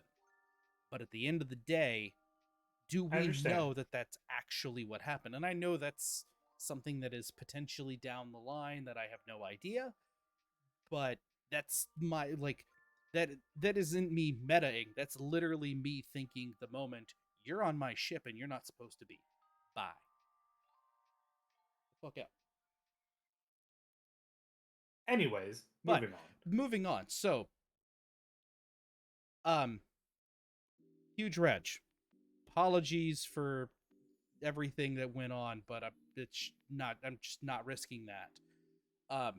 What do we know about this person? And from what they just said, he's going to be in engineering. So the corporal goes over it with you and goes, so everything on the simulation file is he graduated top of his class in the engineering officer, went to go work for a research station. Those files are missing because, again, it's technically a black site, but there's also no data there. So it's one of those things like he wasn't actually working on anything. That was just part of the backstory. But his file here says that he's always respected the chain of command, everything like that. He's been good to follow orders. That he's had no history of any kind of malfeasance or anything like that. Okay. What's his name? That's what we have. His name is Alamar. Alamar. That is his name. Like, it didn't give him anything else other than Alamar. But he's Commander Alamar. Hey, that's all right. All right. Let's head to the brig and let me go apologize. All right, you get to the brig, and Alamar stands up and goes. When he stands up and goes, "May I ask why I'm in jail?" So, first and foremost, I do want to apologize for throwing you in the brig, but you may or may not be aware of this. You physically manifested yourself outside of a virtual reality simulation. And you... Oh, I'm going to pause for a second. He did have a whole backstory from birth to now, by the way. Like, all of that was in the simulation, so as far as he's aware, he has memories and everything like that. So just keep that in mind. I'll let you restart that conversation if you would. That explanation's still not going to change. Okay. But noted going forward, because that doesn't change the fact of the matter of what happened. He wants to know why. He gets to be told why. Side note, who the fuck makes an entire backstory to your birth for a fucking simulation? That's stupid. It's, again, it was set to be a conversational setting, so it's going to be one of those things. Oh, yeah, I remember in college when in this, that, the other. Again, computing power is so high, it was expected to just be turned off.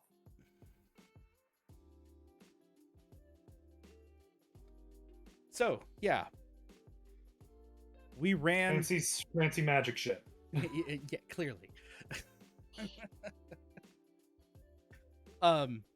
So we have something we call it the sub VTF. It is for sub-physical virtualized training facility. Yeah, yes. It's basically a holographic projection room. Where... Anytime we say sub VTF, you can just assume that we're saying the full thing.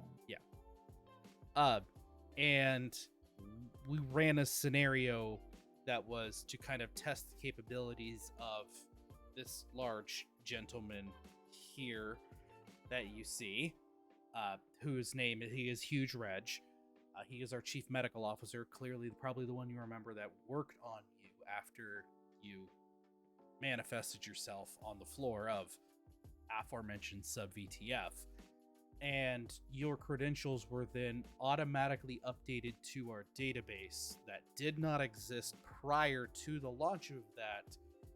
And I mean, that's kind of where we're at. You, lack of a better way to put it, appeared on a vessel which you were not stationed on beforehand. There was no actual physical record of you being part of the Space Union prior to this, and I'm left to make a judgment call of what am I supposed to do with you.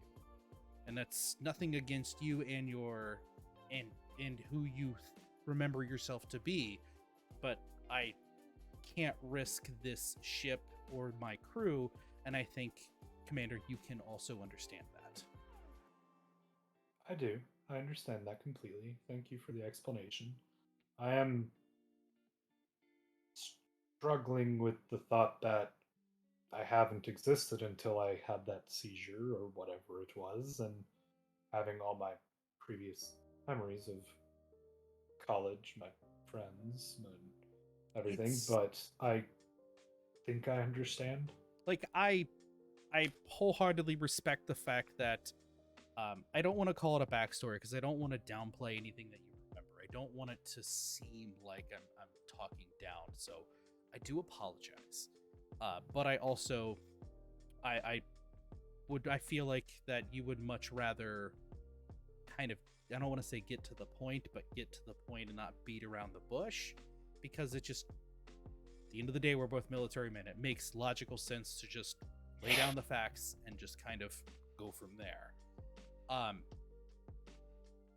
You will be treated with the utmost respect while you're aboard this ship, working in our engineering department and everything else. You will be an incredibly valuable asset to this team. So I'm a visiting liaison. Yes, until further notice. Understood. Solely because, again, the aforementioned, you physically appeared. He goes, I remember the briefing before the Fun Day event. This is that ship for anomalies, correct? Yes. Where some of you all have powers, and you're the famous Captain Quirk that discovered and won the first battle with the oaf shelves. Yes. Again, like this is something where like it was a simulation for a new unit coming to you. So like it was one of those things like that's normal for him to have been briefed on. Okay, I was just like Again, remember the simulation was you got a new unit and you were getting it was an R&R. Okay, yes. Okay, sorry. Then I misunderstood from the inception. Yes. That is Yes. That was not a stupidly ejected warp core. It was unfunctional. It was non-functioning. It was going critical. Ejecting it was the best solution to not killing everyone. Samana, quit interrupting. I'm trying to get a bunch of RP stuff in the next 45 minutes. Or however long until Bones' wife yells at him. Because we did start late. But yeah, no, it's just having someone put it that way. Spidey senses. But yes, no. So that shouldn't strike you as odd because again, in the simulation he would have been briefed because in the simulation they would have been joining your branch and it would have been like a meet and greet thing. Okay. So like he is aware of your crew and that it's for powered beings and things like that. And you don't know what he was working on the black site and stuff. Yeah. So but yes, this is the Hertz, right? Fuck. Travago. Travago, yeah. The Travago here, the USS Travago. Yes, this is the science. Yes. And so Alamar says, so since I've been briefed and everything, and again, I did work at. I'm gonna write it down before I forget.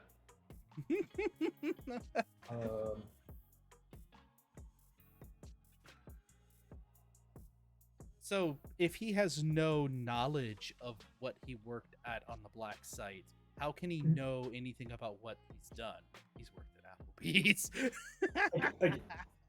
Again, some of this is like, this is a unique scenario because normally when the simulation ends, all the data gets deleted. Since he stayed, the data stayed. So like, it's one of those things. It's like, So then, because again, that in itself incurs a whole lot of skeptical issues, because like if the data didn't go away, that also means that all of the data that that this supposed black site, which I'm assuming is an actual black site, yes, he now has reconnections back to, and can now find out this information. They've taken his clearance out from the black site. Okay, so that is something that they said, like, we revoked his clearance for that black site, so he cannot access this. Okay, He'll because just have whatever that's a big issue. Yes. No. He does not have access to those. It's just and you all don't have access to those black site files. So like, it's not like he would have any information on what was actually being researched there. Okay. So like, there's no universal space station secrets. It's just blank. And like, there's the backstory that he was working on a project there, but it was something made up by the. Hopefully it's made up. We'll find out. But again, made up by the simulation, and again, like, nothing actual space you get was.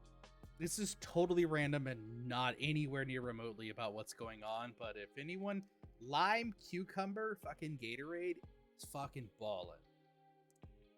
So anyway, he goes, so yes. He goes, I remember doing some research, and my one project. He's like, I don't have any knowledge of anything that was done at the black site. I just remember my project. He goes, and again, all of this is in the file, so like, but this is where it'll be. He goes, my project was discovering what caused y'all's powers with the anomaly and seeing if it could be recreated. That was in the file. That's why he was being transferred to your unit with the. It's because that's what he was researching. Okay. So he goes, so with the information that I was briefed on, let me guess. A simulation was ran in the sub VTF. I'm assuming there had to be some kind of maintenance on it at some point that caused things to go out of parameters, and I didn't go away with the simulation. I mean, I haven't gotten the specifics on it as of what happened yet, because to be frank. Well, I mean, no, that's exactly what he described to you. So there was maintenance done on it. Something happened. And he didn't go away with the simulation. That's because again, maintenance happened because Reg broke huge Reg. So they had to fix it in new parameters, but something else happened there that they're not sure. Yeah. So that's not, again, back into it. He goes, so basically, I'm assuming you ran a simulation. Something happened. I can guess because of some kind of maintenance on it. He goes, again, engineering, just my guess. I didn't go away with the simulation. Basically, yeah. That's about the gist of it. And, your credentials, they check out. They're based on everything that was done. And I feel really bad saying in the simulation, referring to you as a simulation, but there's no really better way to describe it. So I'm sorry. He says, I understand. I've been briefed. I get it, but it's still like, especially with the way that everything went down, I came off very cold, and I came off very just straight up dickish. I'll be honest. I'll be frank. he goes, well, he goes, it makes sense why I don't remember any of the projects at the black site because that wouldn't be information your sub VTF has access to. But what I can say is, based off my trainings for working at a black site, I can understand that there are containment programs. That makes sense. Yeah, like this is everything we're doing here. I mean, for all intents and purposes, this ship is a mobile black site. What we're doing, Yeah. sitting on the forefront of what we know, because the sub VTF doesn't exist on any other ship. Hell, Because yes, this so man doesn't exist anywhere else but this ship.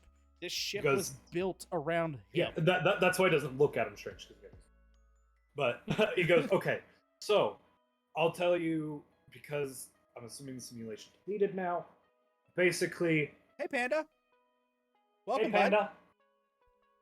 What I was briefed on is that I was going to be part of a second ship, a new ship that was going to be commanded by you in parallel with what I was working on the black site, which was making powered beings.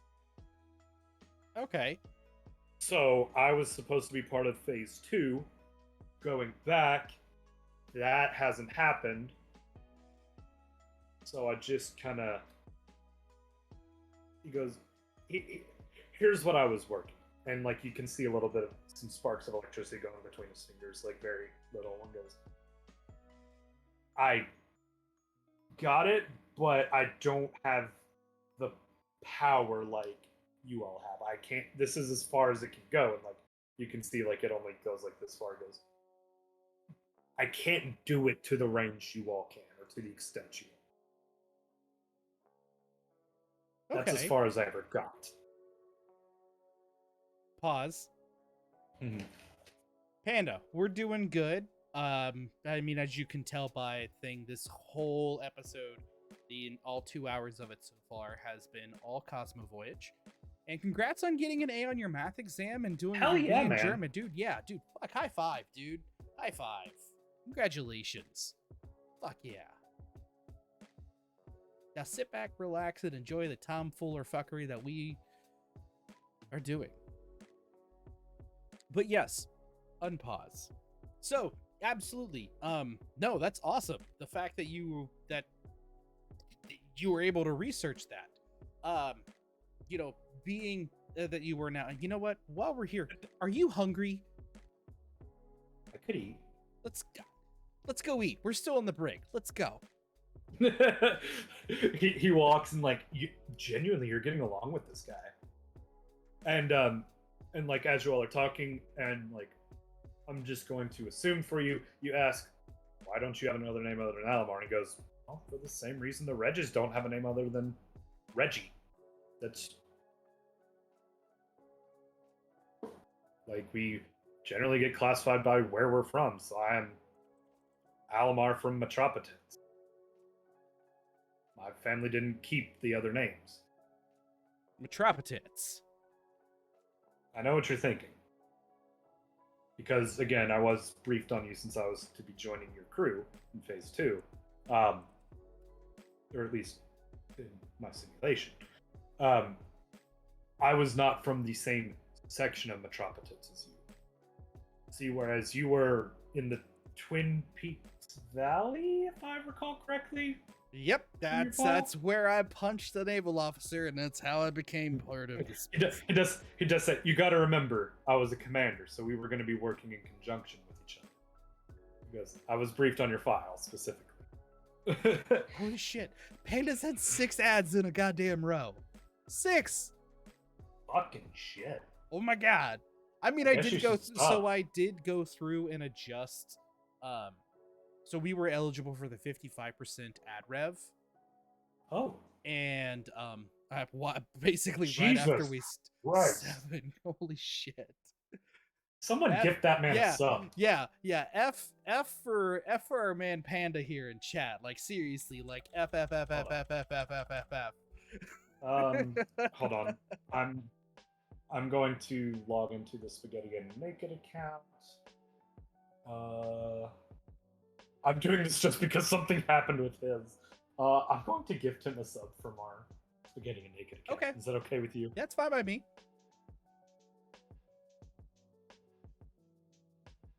How do I choose? Gift a sub. Specific user. Holy shit. Because, yeah, it should only be... No, I F in the chat. Welcome back, Panda. Holy shit. Okay. I'm like getting... It is getting warm. Yeah. Give me just a second, Panda. Ooh, no wonder why it's getting hot. Dude, my 3090 is cooking right now. Holy shit.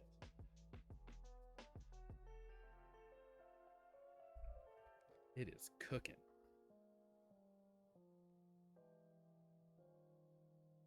But dude, congratulations on fucking getting the A and everything, dude. That is, we're proud of you.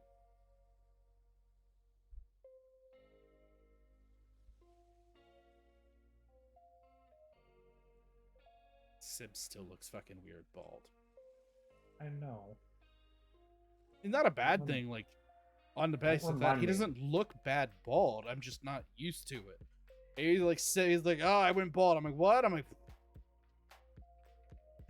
what the fuck? Holy shit.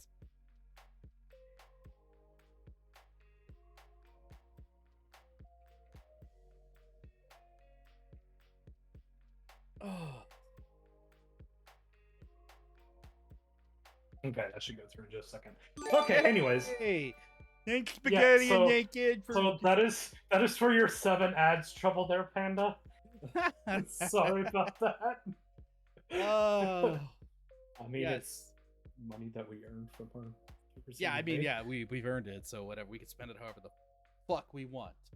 Congratulations. So Now you shouldn't have 7 ads in a row, but thank you for making shouldn't us have laugh. ads now. 20 cents. Actually, 55% revenue on 7 ads. It probably paid for the subscription. I mean, I'll look at it later. But okay, so Whatever. back to what we Doesn't were matter. saying. But yeah, congratulations on getting the A on the test, and the B, and everything else of that nature, dude. Fucking killing it, man. Love you, Panda. Appreciate it. So, fuck, But where were we? We were going to the mess hall, and we were getting along really well. And Oh going on yes, trial yes, yes. He was briefed on your file because you all were going to be working in conjunction. He goes, so one, I joined the Universal Space Union about 7 years before you. Actually, no, it would have been longer than that. He was like, I joined about 15 years before you. He's older than you by about 15 years. Okay. And he goes, but where my family was situated, we weren't anywhere close to the valley. We were towards the bottom. Okay. And so I joined to try and get out of that poverty. I joined to get out of that poverty I was born into. Totally down. That makes absolute sense. And clearly, that was making a good you made good for yourself. I mean, you made it to commander. Like, that's kind of a high five thing. Absolutely. And I mean, there's nothing short of exceptional from you.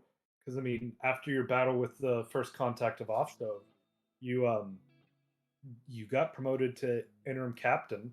And he goes, I don't know what'll happen in the future now, but in my simulation, you were promoted to commander as well. I wouldn't complain about that. When I was- but So hopefully that'll happen, and we will actually go to phase 2 together. yeah, I mean, Uh, we shall see. I mean, anything's plausible.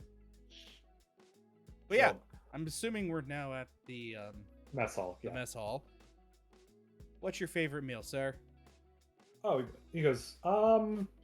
He hits the button and he orders.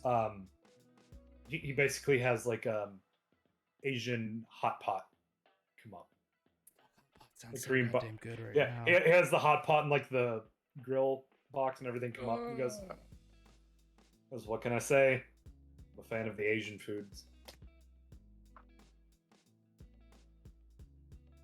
I mean, anything is plausible. There is fucking magic. He goes, yes, the magic. He goes, and that's why it's so hard for me to do any more than. He goes, like, it has no power. Captain, may I? Sure. That, He, like- wait. Left hand. Actually, fleshy hand. Yeah, he does it. It feels like someone like rubbed their feet on the carpet and then like did static against you. He goes, that's as far as I got. Because, Panda, the reason why you can't sub is because you were gifted a sub. So, unless you up your So tier, your sub, next month you'll be able to sub. you were gifted a sub. So you can Yeah. up your sub to a tier 2 or tier 3. But next month it'll give you the option to continue, or closer to a month it'll give you the option to continue your sub. Now, for you dealing with 7 ads, We're giving you a sub this month. We're giving you a sub. Yeah, that's 3. I set it to 3. It gave you 7. Yeah. Shit. Yeah. Fuck that. Fuck that entirely. Holy good lord. All right, so Yeah, I I want will hot say- pot now. God damn it. I Yeah, do I too. want hot. Jesus. I will Christ. say, if we get to the point where we have to end before I can get through these points, by the time your wife yells at you to come up, I will railroad and just tell you what happened. Okay. for Oh, the when rest you of the come session. here next, we are totally going to a spot where we can get hot pot. Like legit. Oh, please, yes. And, like it has like the grill thing and stuff like that too. Uh-huh. Okay, because when I went to Florida, oh my god, I tried the weirdest shit. I tried beef aorta, pigtail, boneless duck feet. Anyways, so that's what he grabs. The first thing he does is he grabs some like quail eggs, grabs some boneless duck feet. Like, and again, it's just something like he's pulling it out because that's just how it works. Yeah. He's like just pulling it out of the station, like he's cooking like a little bit of vegetables, some like, Vegetables, huh? We're getting Vegetables. those vegetables. Giggity. vegetables. He gets like the marinated bacon, stuff like that. He's getting his broth started and everything like that. Fuck, I'm hungry. He's like, he says, I know I can get it just cooked, but there's just something about doing it. Yeah, no, dude. Like that's the whole thing of hot pot is you're cooking it. Yeah, but again, you all are in like the year 3000, so it's just like, I know that I can just grab all this pre-cooked, cooked to exactly how it needs to be, but there's just something about It's the human touch of, I can yes. fuck this up a little bit. Yep, I can char it just a little bit more and find out that I actually like it. Exactly. He goes, that's the one thing about this technology that I feel like we lost as a species, is that touch of sometimes doing things not quite perfect tastes a little bit. Yes, the ability to to fuck things up. Exactly. Sometimes fuck ups give great reward. Yep. Well, a failure is not a step backwards, it's just a smaller step forwards. Or a leap forward. I mean, depending on the failure, sure. Because, I mean, lots of things were discovered by massive failures. True. For instance, you just discovered you can create artificial life from a massive fuck up. Yes, I mean, there's that. Yes. He goes, I am your unwanted stepchild. If anything, just joking around. if anything, no, you are Tiny Reg's bastard child. Tiny Reg, get in here. Tiny Reg like pops into a spot across from him and goes, hello, Alamar. I've been reading through your code. It's very interesting to meet you. I too know what it's like to just suddenly exist. Meet your dad.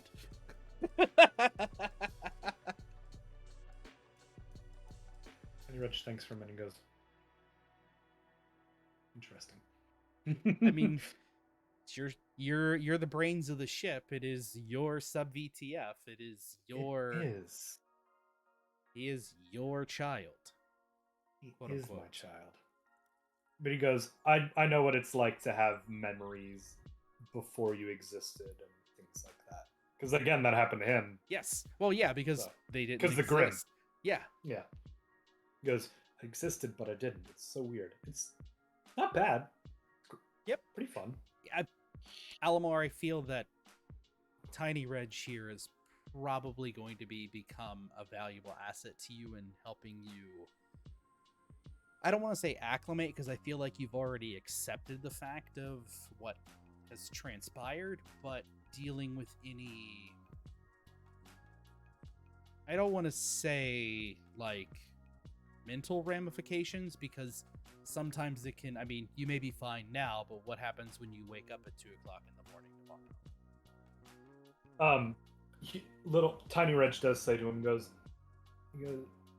it's not necessarily that we didn't exist, and goes, because I have memories of Huge Reg and what he was doing. I could always see him.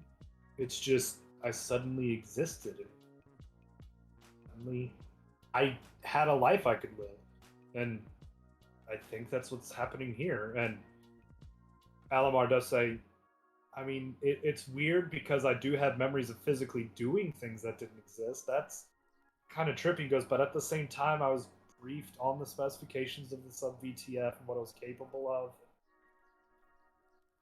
I was briefed on some of the weirdness of the anomaly, so I'm familiar with Tiny Reg's fire.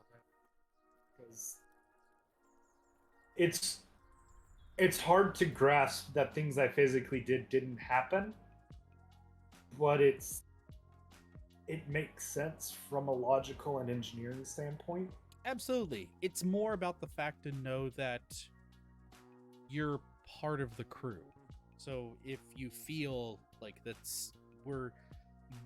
whole way I run my ship, as you can see here, we're in the center of the mess hall. I don't sit off to the side. I don't sit off in any sort of random location to where I can't be found. I'm front and center because I want anyone in this ship to be able to approach me at any point in time, to be able to sit down and bullshit. Because I do remember that as part of the briefing as well, that you are a very open captain, open to discussion, and that you generally addressed your crew by first name. Yeah. I mean, I'll be honest with you, that's partially in order. I mean, it was in order. It was something that I do have to learn.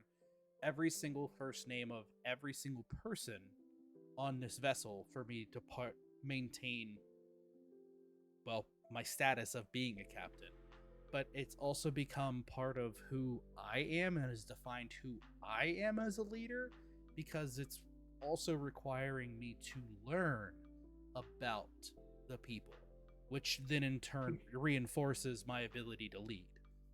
He does say, now I know the future obviously isn't written, but in my simulation it was. He goes, that is something from my simulation that you continued even after you were fully instated and when you got new crew members and it was no longer required. No, That's from how my simulation. That you had one of the, you actually had the highest. Goes, you had the highest accommodation from previous crew members out of any captain because of that. Whenever they did, their reviews of hierarchy. Mm-hmm. Yeah, that is one thing that sets you apart. For lack of a better way to put it, force myself to do it. I have come to find that I do genuinely enjoy it, because we're in this tin can no matter what. We're umpteen million light years away from home, and where are you gonna go? Outside? I mean, it would just be it goes, well, I mean, 178 of you all could, if I'm remembering that correctly. Yes. Or are we not? He goes, or are you all not there yet? Where are you all at with that? Eventually 178. As of right now, it's just one. Cornelius. Gotcha. Cornelius the first. He literally... Baxter, medical officer. Yes. literally and physically, today is 2 weeks post-op. You do find that he's like recalling knowledge quickly. Yeah. Super quickly, and he's just so. I apologize. It's probably something from where this isn't quite a brain. It's a brain, but it's like you're packed full of data that's just there because in your what you learned and what you've done, this is all knowledge already. This is based upon the assumption that it's happened. And Huge Reg and the Ghost do interrupt him and goes, so one thing we also noticed is that on the surface, his skin looks normal, but when we get down to like a DNA and like atoms of the brain, stuff like that, it's DNA shaped, but instead of having like all the little ribbons, it's just kind of like a piece of paper that was cut and put in a helix. It's not readable. so if he cuts his arm, we can heal that. But if there's any kind of mutation in his DNA, we wouldn't be able to detect it or correct it. Yeah. okay.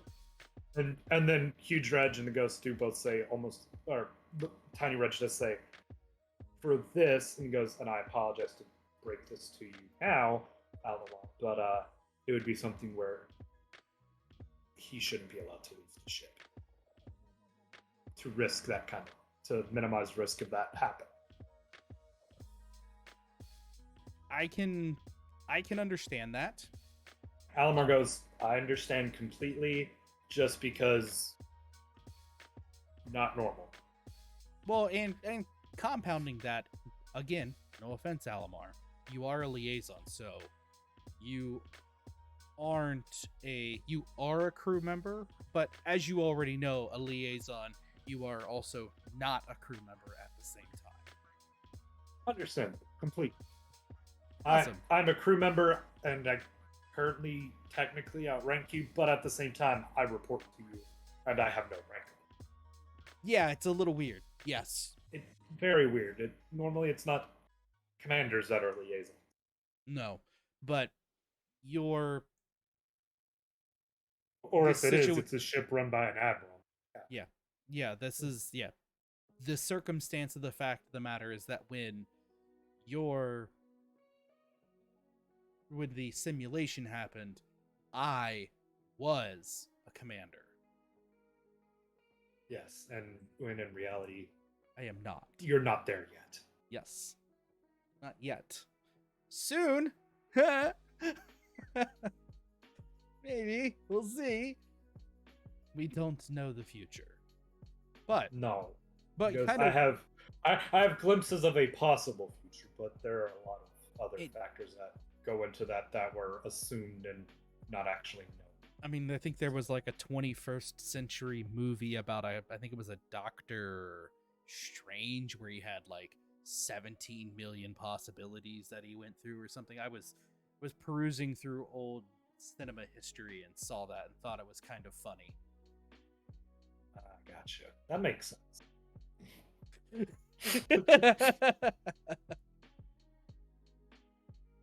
Was it one?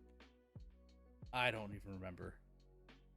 But but kind of, sorry to interrupt you, but I was actually kind of thinking on the basis of the fact of the uniqueness of Alamar's, I don't want to say condition, but physical makeup here. Is that something that, I mean, I'm assuming Huge Reg and Tiny Reg that you guys are actively researching and trying to decipher in some way, shape, or form? Yes, I've already written a program that is studying. And Alamar, would you... There's no polite way to put this.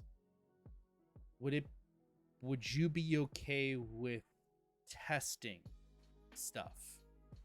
Within... Oh, absolutely. Like, the last thing I want is for you to get injured to the point where shit goes awry at the Circle K. But I feel like we're at this kind of a crossroads that you yourself in this digital manifestation that's happened could help us. Oh, I will also tremendously. mention you all are at crawl speed because it's approaching end of shift Yeah. in the ship. Okay. I just thought that's something I would mention. Oh, that's true. The ship technically, I guess, never stops moving because we're moving. Right. towards It's at crawl speed, so like it's moving, but like. Yes, it would so- be ideal like if I was promoted to captain, or even admiral. Commander. Oh, commander. I'm sorry. Yes, Commander is as far as the simulation. So. that's fine, but doesn't mean I can't become an admiral. Oh, We'll see what happens. I I don't know what's gonna happen. think you do, sort of. Dude. I feel like me getting promotion though is gonna be a fucking roll. Depends on how you handle the events of this mid-season stuff. Yeah, no, that's I can see me rolling against the bastard die. If I can find the asshole die. Oh, hey, look, I found it. It was just somewhere else on my desk. There's no ego showing there. That's literally based upon the events that happen. It would be whether or not I'm viable for a promotion or not. But then I can So- fully and wholeheartedly seeing me rolling against the asshole die in a situation to where I don't have a favorable outcome for me getting said promotion. To be fair, though, you got promoted because of your events that you did, but you did not have to roll to see if you were getting promoted to captain. Correct, because of the events. I Exactly. don't foresee that happening again. Possible. Possibly. Depends on what happens. Depends on what happens, yes. We shall see. So you all go through your normal food, eating habits. Hot pot was fucking delicious. Yeah, he does share hot pot with you. He's like, yeah, have some. I mean, that's the whole point of a hot pot. Yeah. So you all finish. Would a Reg couple have a hours hot pass. pot or a hot tub? It's more like a hot pool. Because he's throwing in like a whole slab of cow. Huge Reds just went with like supersized bacon and hash browns today. Ooh, hash browns in a hot pot. That actually, I mean, potatoes. Hash are browns okay. the size of a football, Ooh. and bacon the size of a football. Sorry, yeah, but sorry. Moving. on. Yes. So you all go through all of that, and then Huge Reg, basically you all discuss and goes, well, even though it is near end of shift, because of all of this, and we're approaching the edge of uncharted space, we're going to go ahead and we're going to start running some diagnostics on it now. Huge Reg and the Ghost are, at least. And Okay. they tell you that you're welcome to join if you would like. Sure. So they start running some, Welcome back, you Panda. know, they start doing some basic tests, checking blood pressure, everything like that, standard physical. Then they go, okay, Alamar, what we're going to do is we're going to put you in the... Goes, everything seems normal, again, other than your DNA. So what we're going to try and do is we're going to put you in what is basically a similar suspension vat from when they were trying to heal you. They're going to put him in that and see if it can bridge that gap. Because again, everything's in parameters and everything like that, other than we can't read the DNA. So they're going to put him in that suspension thing and see if that bridges the gap and fills in the gaps. Okay. So they put him in that, and he's suspended. He's conscious as well, so that he can get feedback. Which is not... It's not common, but it's not unheard of. It's happened several times. So he's in there. They start running the tests, monitoring things. All of a sudden, you some beeping comes on and everything like that. And Alomar starts, his eyes get wide. He starts screaming bloody murder and pain. Okay. Stop the Huge test. Huge Dredge gets over to the monitor and he starts trying to disengage things. And then quickly the ghost just looks at you and he says, "Captain, get out of here." Run. Okay. So you walk out the door, and as the door's shutting, you kind of see and hear a massive explosion in that tank.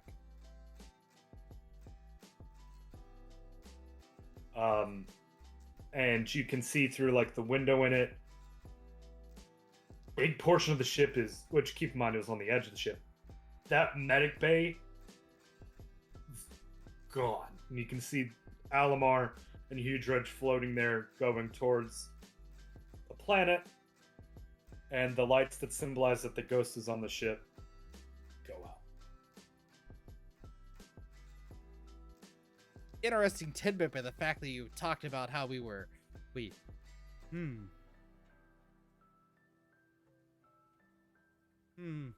look at that.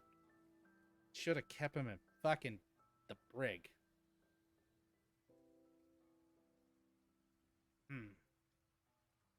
Okay, so time to go to the bridge. That's where we're leaving. Well, yeah, you do go to the bridge.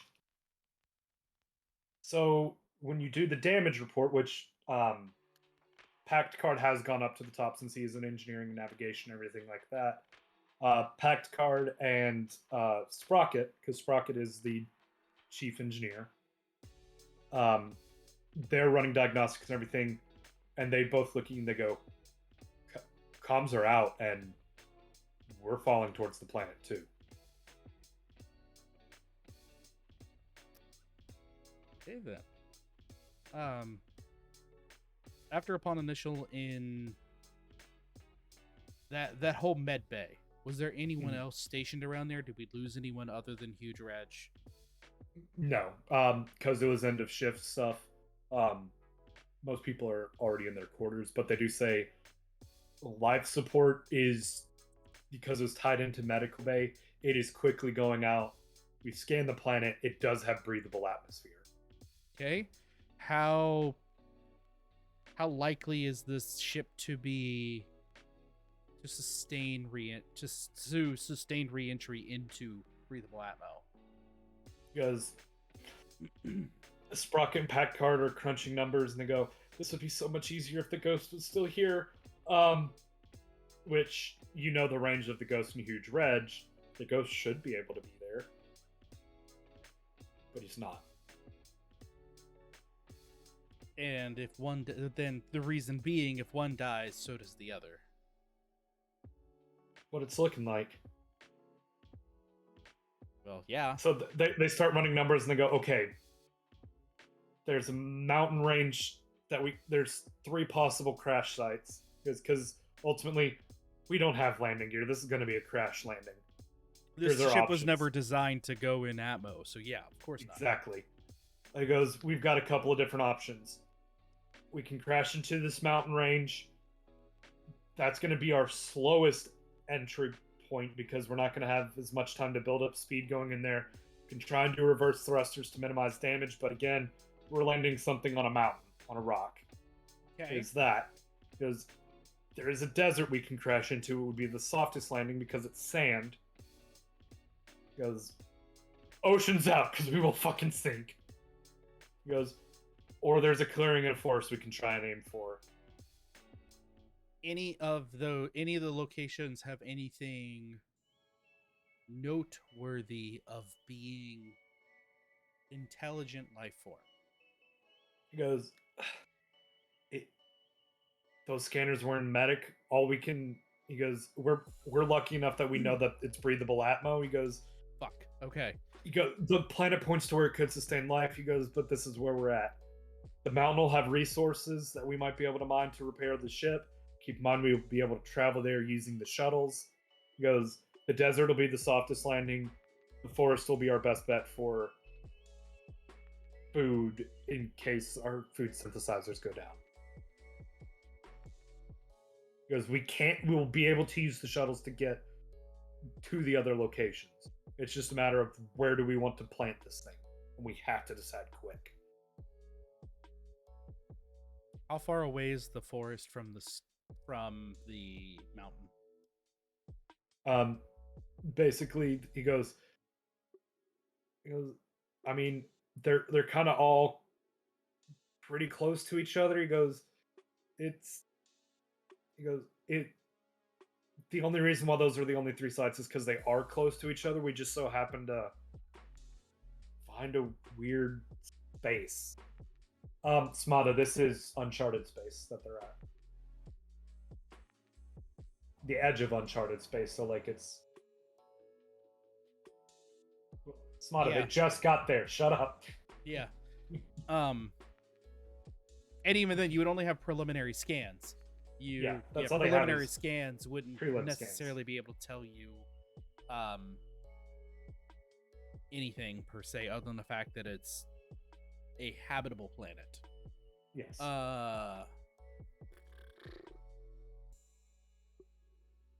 He goes, just anywhere we land, we'll be able to access the other 2, no problem. Okay. It's just a matter of this is we actually have to go get the stuff and bring it back. Yeah, absolutely.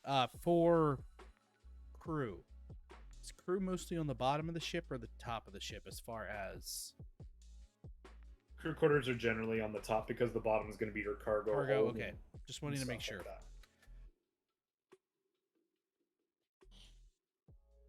Go for the mountainous landing. You got it, Captain. There's kind of flat spot up there.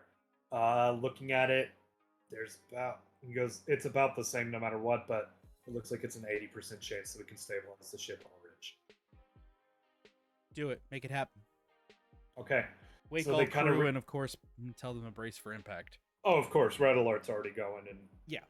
Obviously. But they all go to brace for impact. It's very rocky. Everything gets really hot because re-entry. Yeah. It's very, very bumpy when you land, and you do catch glimpses of Huge Dredge and Alamar going somewhere around the mountainous area. They didn't burn up, thankfully, just because of the exosuit stuff that you all have been working on.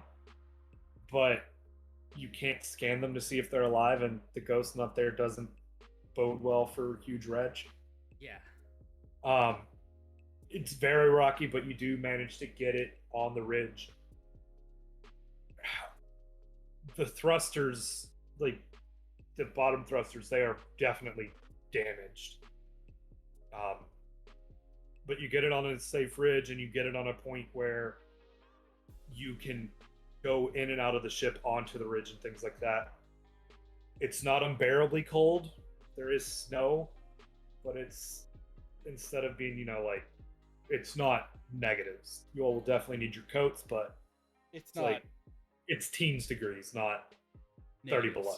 Yeah, it's teens degrees. You all luckily fell in the right season, it would appear. Okay. Yeah, it's...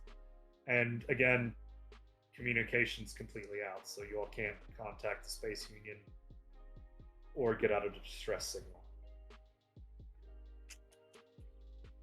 Good stuff. Fuck. That sucks. And on that bombshell... If it makes you feel any better, this is the cliffhanger I told you about that was going to be on this session. I mean, I figured as much. As soon as you said that there was an explosion and you can see Huge Reg. So I will say I had to change up what was written a little bit because Alamar was originally supposed to be a terrorist and not a good guy. But you overthought that and were very cautious, more so than I was expecting you to be. Yeah, no, dude, no. So Alamar is legitimately now a good guy. Well, yeah, maybe. Again, he didn't. The manifestation may be good, but clearly something went awry at the Circle K. Something did go right at the Circle K, but as far as you can tell, that was not something he caused. No, that was something caused by the manifestation of him, thus meaning And the technology. there is a mole.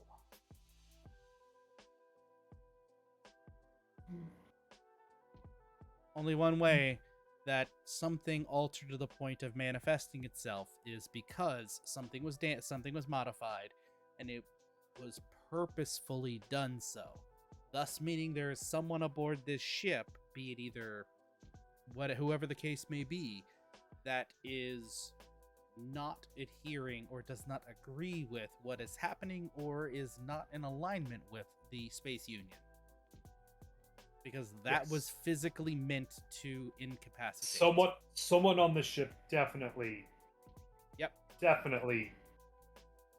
tampered with the sub VTF to cause that.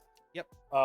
However, once you all landed safe and sound, Sprocket and Pact Card do say, from our preliminary diagnostics, what happened here is a bunch of error codes started showing up whenever it got to the DNA level. And it looks like when it tried to do scans and figure it out, it caused a reaction. And he blew up. And, well, our machines blew up. Yeah. Oh. Our machines overloaded because they were trying to bring more and more power to scanning. And it was something that he was purposefully designed to overload the system and cause a malfunction. Yes. And Sprocket and Pact Card and some of the engineers that were from the sub VTF have been gathering go. Everything about Sprocket himself and his personality and everything, he is not a bad guy. This was not his fault. I mean, never. But again, it's one of those things like information about him is there, but because simulation data gets dumped because stuff like that, it's one of those things like they're gonna have to do a lot of digging to figure out what caused him to manifest and what was done to his simulated form to figure out what happened there. Would you look at that? I was right. But it wasn't Alamar. It was not Alamar. Well, I mean, in essence, yes, it was. So, Alamar is the cause, or is the effect of whatever happened. He was the effect, but this was not something he did. Did, no. His body caused it, but his personality, he did not do a malicious act. What made you, in your right mind, think that I was just going to actively accept the fact that someone randomly manifests himself onto a ship that I'm going to be okay with? I was just kind of hoping. Because you've been very open to the aliens that you've encountered. But those are aliens. Those are not people. Those were people that we landed on their planet. You also accepted all the ghosts pretty quickly, and they didn't exist previously. But those were part of the whole fact. Those were explained that they became, of essence, due to the cosmic anomaly. The cosmic anomaly. I can't argue with the premise of that because that's literally the premise of this whole universe of what's going on. This was a technological anomaly. This is something, this is something man-made, so this is not the same. Right. I was kind of hoping. It is. This is going to change some things on my notes for Thursday session.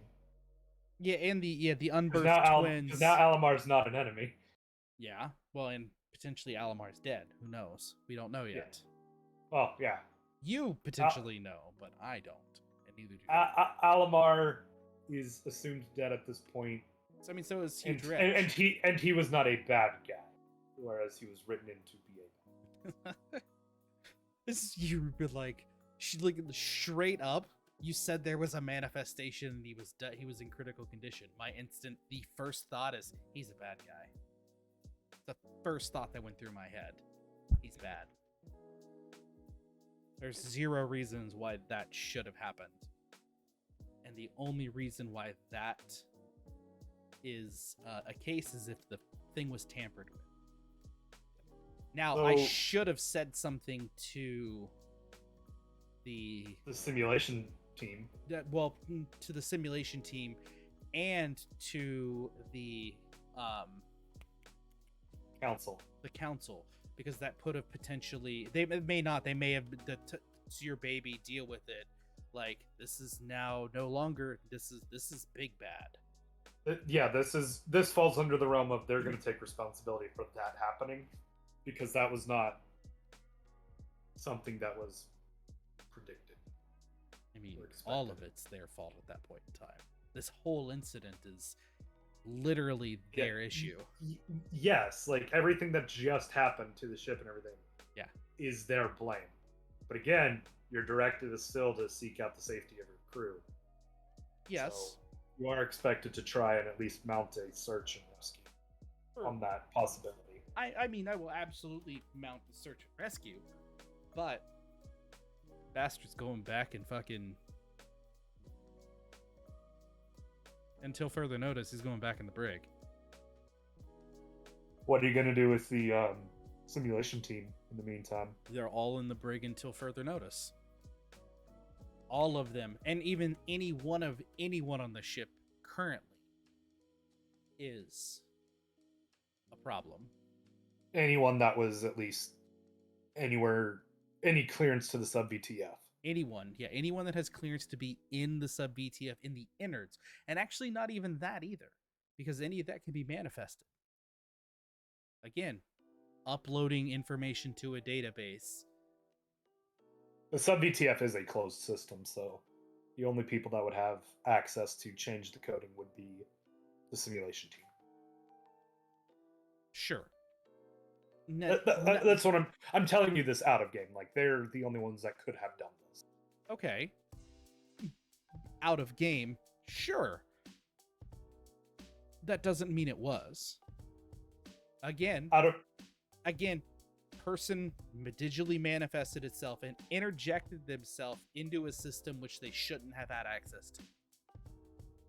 That the fact of the matter remains is that someone else. So are you locking up Pact Card and Sprocket too, and your whole engineering team? Anyone that has access to it is under question, because, and even then, anyone potentially and it's not about pointing fingers. This is standard operating procedure to control an event. They all get contained. They all get questioned. It doesn't matter if you were there or not, because the logs can be forged. Mm-hmm. Information could be interjected. You could have interjected yourself as a user, removed yourself as a user, and scrubbed the data to make sure that you were never seen. And that does not mean that they had to be part of the sub VTF crew. Are there other people that could, based upon their matchings, they matched somewhere else other than the sub VTF, because that now extends it out. Right.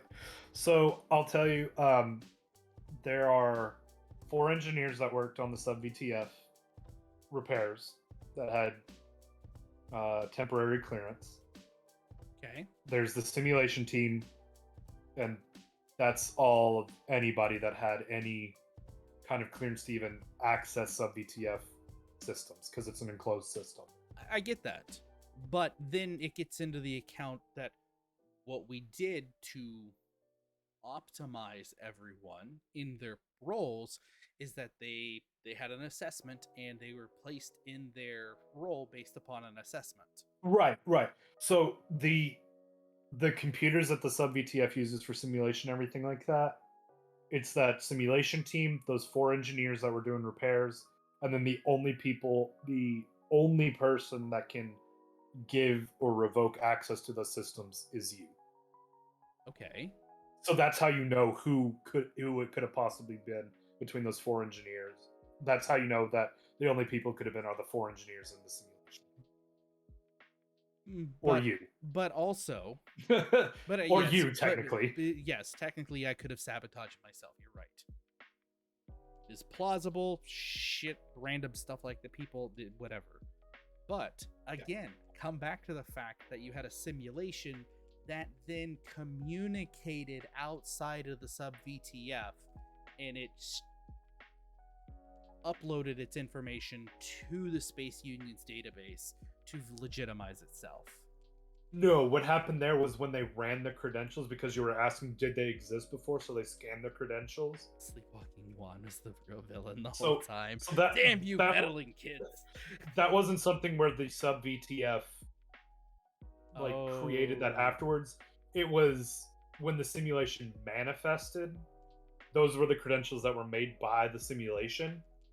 So they didn't exist previously, but whenever they were ran, they had proper authentication codes and stuff like that. I should reiterate. So that person, Alamar, Mhm. they could still actually be at that black site.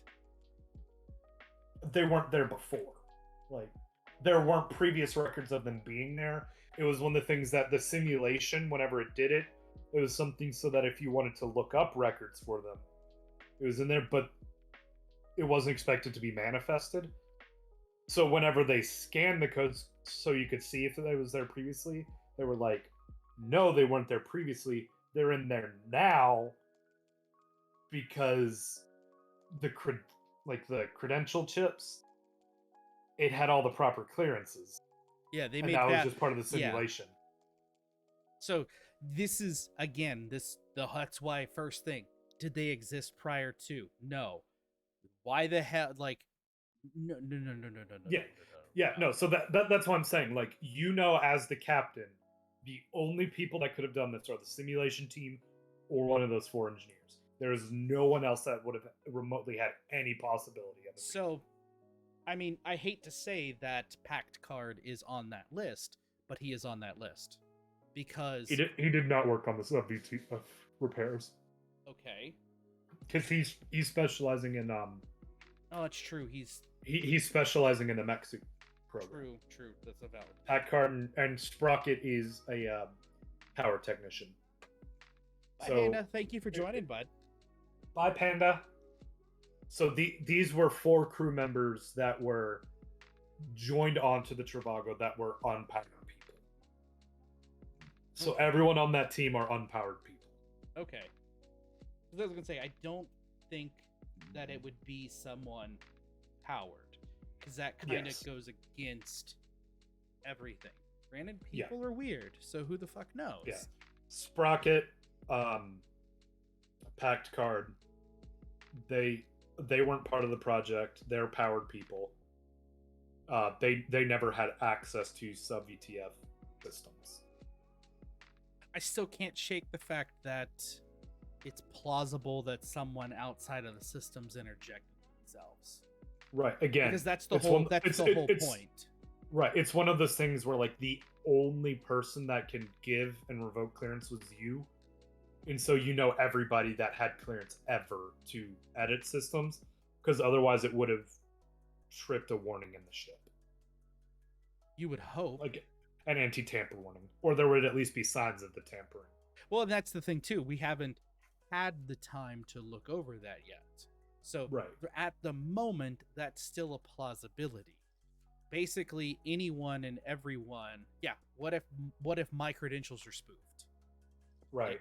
Like it is. Then it gets into, then you're Well- looking into everything else. Right.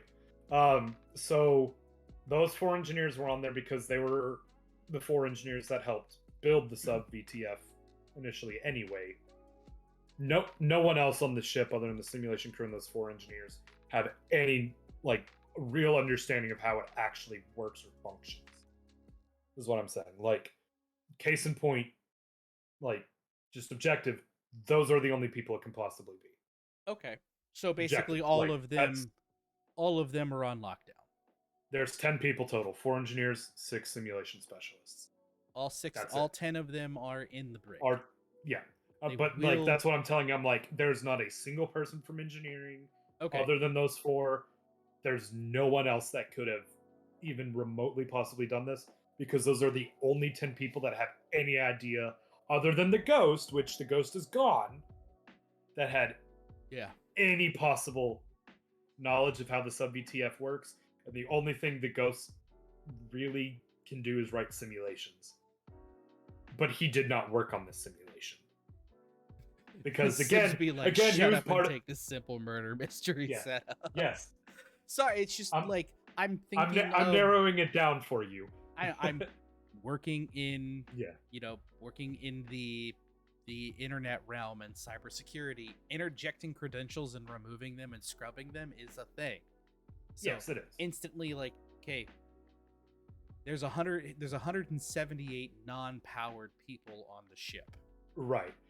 There are 178 non-powered ship, but there are only 10 that would have any idea of how to do anything with it. Because again, That's- it's a first-gen tech, so those are the only people on the ship that any idea of how it works. Unless it's not something that we created. Right. Thus meaning, what if someone... But it's also a localized system, so like stuff cannot be remotely uploaded as a simulation. The code for a simulation cannot be remotely uploaded. True, but that doesn't mean that someone can't mess with that code, because you guys, as you guys said, you guys created the simulation. It wasn't made as it happened. That means it's been sitting, and unless you recompiled the code before you launched it to see if there was any issues, which, I mean, since we don't have... Yeah, so the sub VTF writes the code based off the simulation officers, but that code gets dumped each time because it doesn't get uploaded to any other systems. It only stays within the sub VTF. No, I understand, which probably should change, and probably will change after that. Mm-hmm.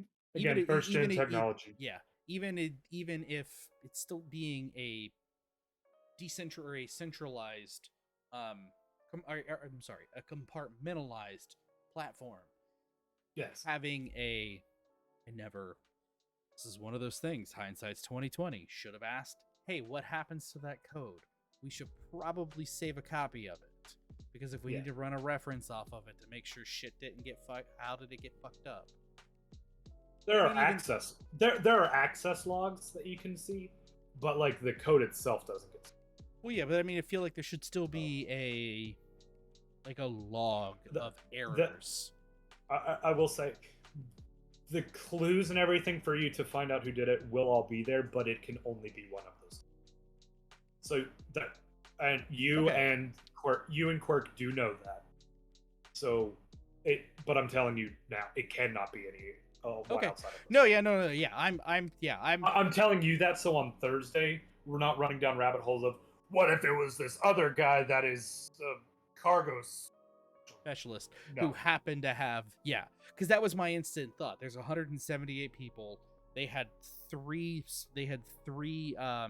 jobs that they placed in, and the 10 for the sub VTF, those are the only 10 that have access.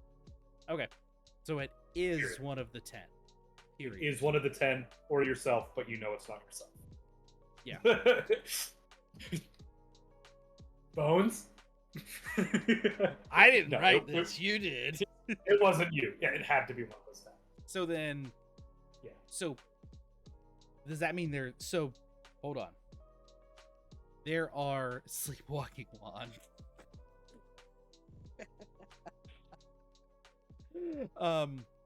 So it's not plausible. So with including myself, there's 10, or am I 11? You are 11. Okay, you keep so saying it has to be one of. It has to be one of those 10.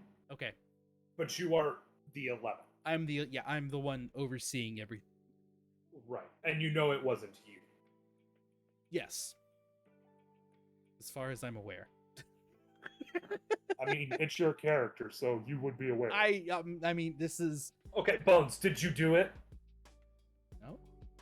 Okay, then it wasn't you. It was one of those 10. You're just the 11th person that has access. I'm playing devil's But you advocate. don't know how it works. So you just know how to give and revoke access. Yeah, I know how to fly ship. That's it. I fly and I do good. Yeah. I fly. Bye. I was instructed to lead, not to read. Oh.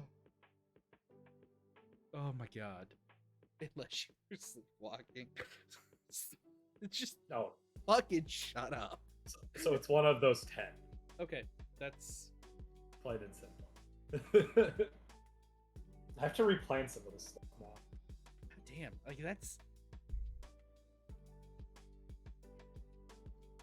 Because originally what it was going to be before you did all those questions was originally Alamar was going to have 2 elements, electricity and mind powers. And what he was going to do was take over Huge Reg's body, and Huge Reg was going to cause the explosion under Alamar's command. That didn't happen because you got too smart with questioning Alamar. So I would have issues with that even then still, because that's something that we talked about before. About Huge Reg's susceptibility to everything. Right. It was going to be one of those things where, remember in the first session where I explained red, blue, and then when you're touching, you're both purple? It was going to happen. Alamar was going to grab Huge Reg. Like, during testing, he was going to, like, be like, hey, hold on a minute. Then he was going to do that. When they were both purple, because he was going to have complete control over both of them, with the in respect to the mind ability. That's how it was going to happen. But that didn't happen now. I just don't see Reg falling for that. Reg is too not. But it's a magical ability thing. It's not something where. But you still have resistance to magical abilities. Within the red-blue system, when it goes purple, it's one of those things like when it's purple, as long as you can explain it. So, like, if you had fire, if you grabbed someone, they're purple, so you have full control. You can spawn a fireball in their brain. Gotcha. That's how purple works in the red-blue system. This is the confines of the systems. Never mind. Yeah. It was one of those things. I was like, damn it, I had it planned. You questioned too hard. I had to change the plan. Now Alamar's not a terrorist.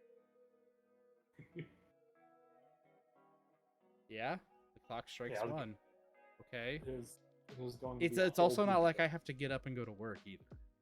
True. I mean, I do have an interview in 9 hours, but that's 9 hours from that Bones' spot. Granted, my kids are still gonna wake up at 6:30. Yeah. Granted, I'm gonna go upstairs, lay down, and probably watch another episode of The Umbrella Academy. Oh, it's so good. I've done episode 6 of season 3. Binged watched. There's a season 3 of Umbrella Academy out now? It literally was released yesterday. I guess I know what I'm doing tomorrow after I run some errands. Yeah. But yeah, no. So how do you like that cliffhanger? Honestly, I feel like you could have delivered it better. I mostly had to deliver it quickly. It was originally supposed to be a lot longer. I had to crunch it. And that's because I got questions. I question things. Like, dude, no. There's so many wrong things about this scenario. That's why I had to railroad you, because I was like, I'm gonna have to explain some of this, and it's like, oh, the more he questions, the more I'm gonna have to crunch, and it's not gonna be as good. And it's like, okay, I'm railroading you now. This is what's gonna happen. I'm like, okay, cool. If it had gone on even further, it would have been one of those things where it's like, I can't even. You have no control. This is what happens. Boom. Shut up. You don't get to react. This doesn't happen. It's just. I mean, I've read and talked to military people that have had orders forced on them like that. Yeah. Problem is that and this was never I didn't go this route because I didn't know what the ramifications were beforehand. Yeah. And even if it's a thing, because currently in our own military, you can reject an order. You do not have to say yes.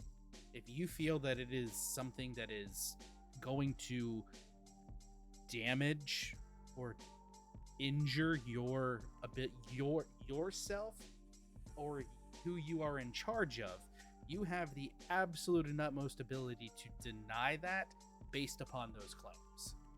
Yeah. That wasn't the case here. Yeah, I didn't think so.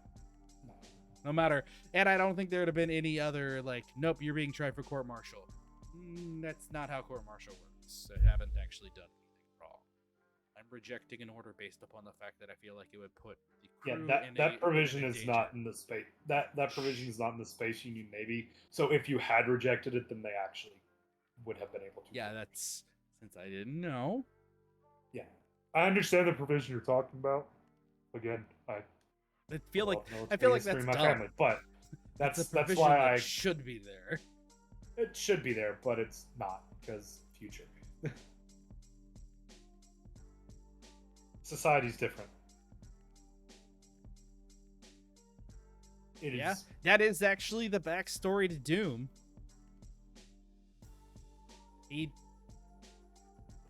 That is legitimately why it happened. Be the Doom guy.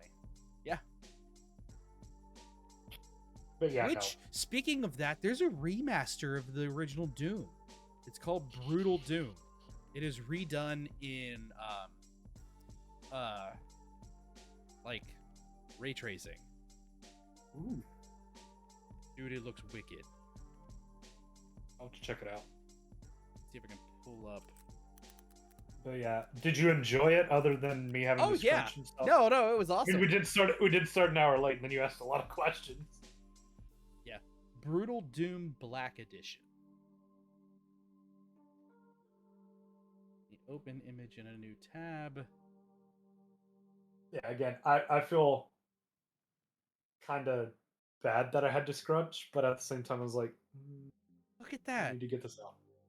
That looks awesome. Oh, that looks incredible. Like you have the, it's just, well, there's a YouTube video that accompanies it, but I'm not gonna play the YouTube video. But that looks awesome. Free to download. But yeah, I meant to play it today, but I forgot. But yeah, with that being said, YouTube, fucking love having you here. This video is actually going to be uploaded here as soon as we're done. I am uploading it before I go to bed because I'm probably going to make it a thing. I'm going to just upload them that night because I don't want to be stuck in another random thing. Data loss situation. So if you guys are watching this and you never see the videos that were uploaded before this one, that's why we did the recap at the beginning. This is why there's the recap at the beginning and why we talked about it as well. And I also apologize because there's like 700 gigs worth of data on this that I can't pull off currently. That's all related to. That's literally all of the missing episodes of Spaghetti and Bacon. On this Toshiba 2 terabyte flattened hard drive, manufactured in March of 2013. But you did enjoy it still? Oh yeah, dude, it was awesome. I mean, it all of this has been stupidly annoying or stupidly enjoyable. Okay, good. I'm glad you're enjoying this session. I've been enjoying the whole premise of Cosmo Voyage. I have thoroughly enjoyed. I mean, I was asking about this episode specifically. I know that you said it could have been executed better, but a lot of that was due to, crunch time. I've got to at least get to this point by the end of the episode. So, Smada, even using a Linux operating system, I can still read the drive. I can still read the contents of it. It's that none of the data can be pulled. It won't seek the data. It'll recognize the data, but it won't actually pull any of the data off of the drive. Like I said, whenever we work out me coming up there, I'll bring up my one Mac that's good at recovering data. Yeah, it just maybe a hot minute before any of that gets uploaded. But yeah, no, I would. Because I also have to fix that Mac. Yeah, I might be gonna. Yeah, maybe. And by then, I'll hopefully have a new job. I mean, I might fix the Mac tomorrow. Tomorrow, I might have a new job.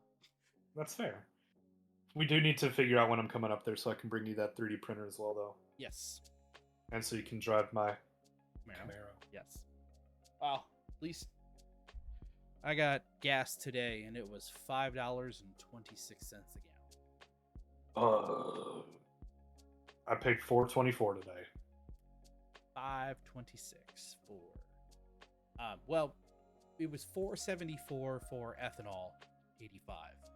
$5.26 for non-ethanol, Yeah. Yeah. See here, here we don't have. All of our stuff is up to 10% ethanol. Yeah. So 87 is it was 4.59, but T-Mobile Tuesdays has upped the cents off a gallon each week from 10 to 25 and through September 6th. $95 for a tank of gas today. I only put $24 in my Camaro tank because I don't drive very far daily. And I always maintain a full tank just in case if I have to go somewhere. yeah, I normally do, but my payday's on Thursday. So. Yeah. Well, also, I have an internal fuel pump, and that's they're cooled by the fuel in the fuel pump. So if you have a car that has an internal fuel pump, if you run it less than a full tank of gas every time, you will prematurely damage your fuel pump. Period. Yeah. And I normally keep a full tank. Yeah. You're supposed to refill a internal fuel pump gas tank at a half a tank. It should never drop below a half a tank. You know, that's not exactly something that always happens, but that's Granted, mine doesn't have an recommended. internal fuel pump, but I never let mine get below a quarter. Yeah. I know how to replace it, so I don't care. I drive it till the idiot light comes on. So it's always like 16 to 18 gallons worth of fuel. Like today, I hit it. I ran, there was 5 miles left on the tank, and it was 18.2 gallons worth of fuel. And I have an 18-gallon tank. Yeah, I only put like 5 gallons. Yeah, I genuinely was, when I say running on fumes, the tank was dry. What was left? It was left in the fuel line. I put in enough gas to make sure that I had more than plenty to run my errands tomorrow when I have to go to Bowling Green. Yeah. No, So it was fun. Yeah. That was one of those, like, you start it and you're like, oh fuck, you gotta make it to the gas station. Luckily, you don't live far from the gas station. I know, I could have coasted without power steering. Oh god, that would have sucked. Ugh. Yeah, I don't like getting that close because, especially with it being warm, my kids, I don't want to risk. Hot cars get hot fast.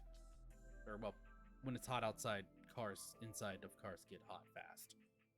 I'm so glad I tinted up my windows on the Camaro when I did, because it does not get super hot in my Camaro. No, I did not send the package because I kind of forgot that it was done. So, but yeah. So, did you enjoy this session specifically? Oh yeah, though? yeah, absolutely. It was awesome. You like the plot stuff I came up with? Yeah, that's good. It was good, but I saw through it. Yeah. Like the entire time we're having, you're getting along well, bitch. This person's gonna fucking like I'm thinking like we're the entire time we're talking and like, oh, hot pot. I'm like, That was literally just what came to my mind at the moment. Was Yeah, I it's kind just of want hot pot, so yeah. hot Well, pot sounds good. but I mean, it's when you said, "Oh, you guys are getting along really well." My mind was like, "No, I'm not. I'm following orders. I'm making him feel like he's a welcome person, but I don't trust this man. Yeah, I don't trust him when, like, it, when it it was reasonable to not trust him, but it's not something he did at the same time. no, but I'm still now not going to trust him even more If he's alive. if he's alive. Yeah, if he's alive, he will no longer roam free on the ship. I don't care how intelligent he is. Not risking the ship. Fair. But yeah, I did good. I Yeah, I have to tripped I have you to up. rewrite some stuff. I I tripped have to you up rewrite some good stuff. too when I asked you that question. You were not prepared. I know. What did I ask too? Fuck. What You did asked I... where he was stationed. Oh, that's right. No, it was one of the like you had to think about it. You like had to stop because it was not something you were prepared for. I don't remember what it is. I don't remember either, but yeah, no, you were straight up not prepared. I was. There were a couple moments where you stumped me. But I'm generally pretty good at thinking on the fly. Like I'm having to determine if Alamar is gonna still be alive or not. oh, again, I guess this is something that maybe I should or shouldn't know. You said there's an 80% chance. Is there? You said the jets, the bottom jets were damaged. Mm-hmm. Is there going to be substantial damage to the ship? The ship will have to go under any repairs if you want to have any hope of getting off the planet. But it's one of those things where you're already stumped of like, how the fuck are we gonna get off the planet? Because The ship was not meant for. this thing was never meant to go in Atmo, and that's just because the ship is so goddamn heavy that they knew that it would never be able to take off from Atmo. Yeah, So that's something you're gonna have to get around.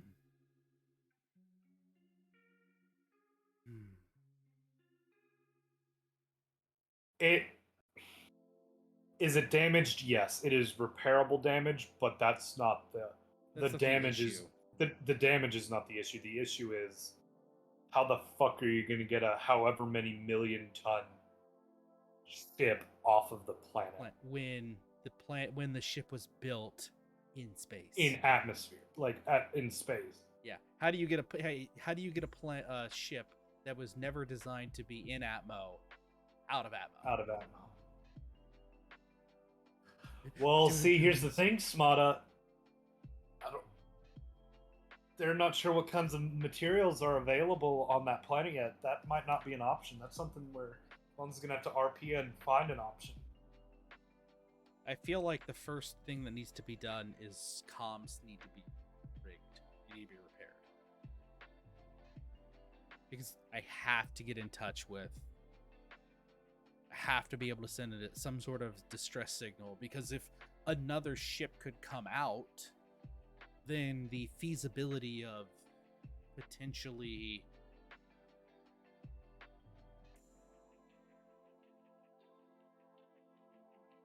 how big's the planet? I'll let you know on Thursday. Fuck. You can already tell that the gravity is less. It's less than Earth? Okay. Yeah. Less than Earth, way more. Way more what? Way more than the moon, so it's somewhere in between one atmosphere and 1/6. Okay. But somewhere between 1 Earth gravity and 1/6 Earth gravity. Okay, I have a couple of ideas. If can get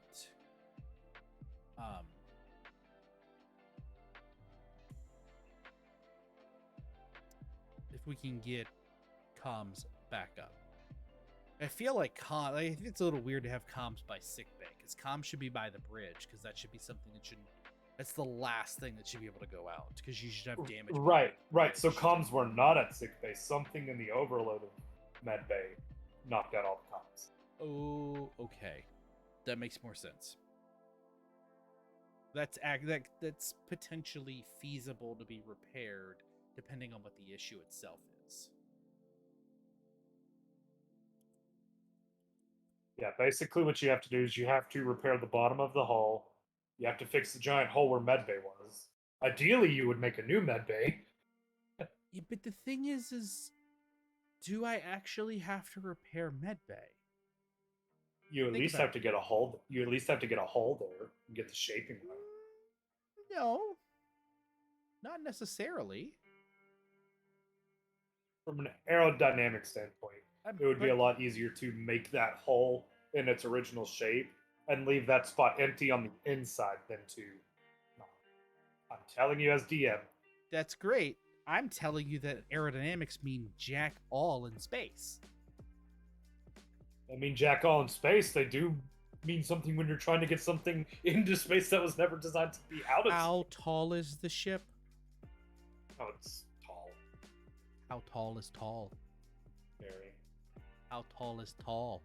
I don't know yet, Bones. I didn't write up specifications for the size of the ship. It's just a large ship. Okay, but how many floors is medbay? 2. 2? So it basically blew a hole. It's not top to bottom of the ship. It is a hole. No. That's hints. Yeah. So Reg had to fit in this. So at minimum, we're talking 15-foot ceilings. 20, because everything huge Reg was 20 foot. So you at least have a 20-foot hole to fix. 20-foot hole. Okay.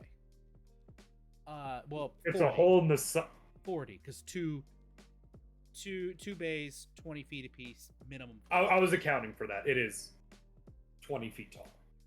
Okay. The hole is 20 feet tall. That's what I'm saying. Your easiest option is repairing that hole, the side of the ship. Okay. The med bay is okay. I understand now. I'm thinking of med bay being 2 floors and 2 floors. Yeah. All of med bay is so not feet. Right. So not all rooms are designed where huge dredge can go into them. It is 2 normal. It's the size of 2 normal floors because huge dredge has to go in there. Okay. Yeah. So the only things that actually have ceilings that tall are that main corridor, bridge, which is 35 feet. Corridor, 20. No, the main corridor is 35. Because you accounted for huge Reg going over, because that's his walkway. Well, it's retconned. It's now 20. Is what they designed as max work. Anyways, 20 feet. So, like, the only rooms that have the 20-foot ceilings are the bridge, that corridor, the mess hall, the hangar bay, med bay, and huge Reg's room. Because and this is just going off of logic here, it has to be more, that living quarters is 4 decks. Livable quarters is 4 decks. That's just the top half of the ship. So you're still looking at another, at minimum, 4 decks. So we're looking at 8 decks tall. So if we're looking at a 20-foot hole... But it's just like medbay, like if you take the square that like the cube medbay was in.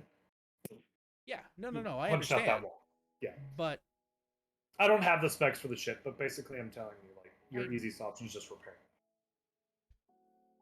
Just because you're saying the easiest option is to repair it doesn't mean I'm going to follow it, and that's something that is viably optional, because we don't know. Sorry. That's the most viable option. Just because it's the most viable doesn't mean it can't still function. Because the fact of the matter remains is that if you seal off the doors can hermetically seal, so you don't have to worry about any air escaping. So as long as you can get out, who cares if anything else gets damaged while it's re-entry into out of Atmo? If it's already damaged, whatever. If you don't have the option to repairing the helm, you block it off as best as you can. You figure out how to get out of Atmo, because once you get into space, nothing fucking matters. Right. The reason why I'm saying that is because you're going to need a med bay back, and if you at least repair that hole on the outside while it's outside, then someone other than just you and Baxter can go outside reasonably magnetically to. But could you not commandeer, and couldn't you not sequester off part of the mess hall to be medbay? Could you not repurpose another room to be medbay? Could you not use cargo space to be medbay for the interim time being until you get into space where stuff is more viable to be done, and then you could potentially ferry more resources up from the planet's surface? Yes, you could. There's going to be a time skip in the middle of next session, and because you're going to have to repair the bottom of it and stuff like that too, and the thrusters. That's why I was saying, like, it's something where it's feasible, perfectly feasible to repair that one hole at the same time. How far away are we from Earth? Like, distance-wise, if another ship was to be dispatched, how far? Like 2 months out. 2 months out? Okay. 2, 3. We'll say 3 to be on the air on the side of caution, just to make life easy. Because, like, granted, they can get there faster because they'll just go full speed to you, whereas you all, whenever you all ended shift, you all slowed to crawl.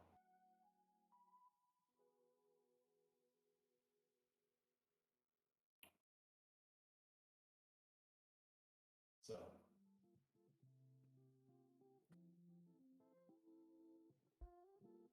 Yeah, Smata, it's probably like 10 to 15 decks tall total. Yeah, so, but this gets into the realm of what I was saying. If it's 10 decks tall, that's 100 feet. Easy. 120, 140 feet. 100 to 140. A 20-foot hole in a 140-foot tall building isn't going to affect aerodynamics by any way, shape, or form. It's too large of an object to have that sort of effect on it. That's why, yes, the best case scenario would be to fix the hull, but that's also the longest option. So the fastest option is to repair what's needed to make it worthy to lift off, i.e. hull thrust, any cargo damage, any holes in cargo. Okay. Yeah, that's where that's on, like, you're the DM, like, that's physics. We can't. Right. I'll say part of the reason why it's the most logical option is because with the time that it would take to get what medical systems are still in there out and everything like that, it would be shorter to just fix the hole than to take everything out of medbay, resituate it somewhere else. Not necessarily, because you have multiple people. You can have people move out of stuff, because if we have triage, if we have people we need to treat, the last place you want to treat them is where there's active damage. So you will have to move equipment out of the med bay. Period. Because even if you got to work on it, you still got to move the equipment out of it. Right. No, I understand that. What I'm saying is, like, some of the bigger stuff that's structural, it could potentially flying out of Atmo with the hole there, but to get it out of there on purpose would take longer than to repair them. Well, yeah, I mean, that's something you assess at the time. If that's the case and it's something you could fly out, you could tie it down. Or you could weld it to something to where you could then, once you're in space where weight is less of a concern, right, you can then make proper repairs. Because you're not going to make proper repairs in Atmo. You have a ship not designed to be in Atmo. You should not be making massive repairs in Atmo because you're only adding to the additional weight. Granted, it's not going to be much, but this is something that I'm probably going to have to roll on. So the less weight I have to worry about, the better. Fair. No, I'm not repairing a hull. Okay. Because I mean, I need to determine if Alamar is going to be alive or not, because there's not really much point in having this character that's never going to do anything but sit in a jail cell. I mean, cold welded could be a thing, but I mean, you could then at that point in time, you could potentially have your own air to supply I mean, you could use an oxyacetylene torch. None of that uses existing oxygen. It's all pressurized, supplied oxyacetylene. So you could still light an oxyacetylene torch in space and it'll still work. All of the oxygen is supplied from an oxygen container. So you could old school hold old school weld with an oxyacetylene torch in space and be perfectly fine. You all are gonna laser weld.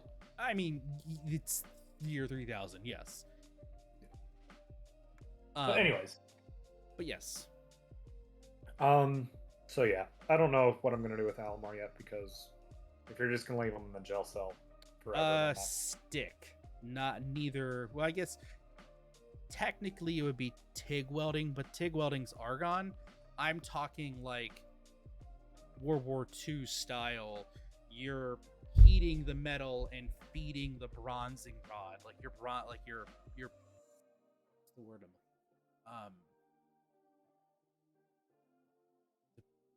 We don't need to get into the specifics of welding.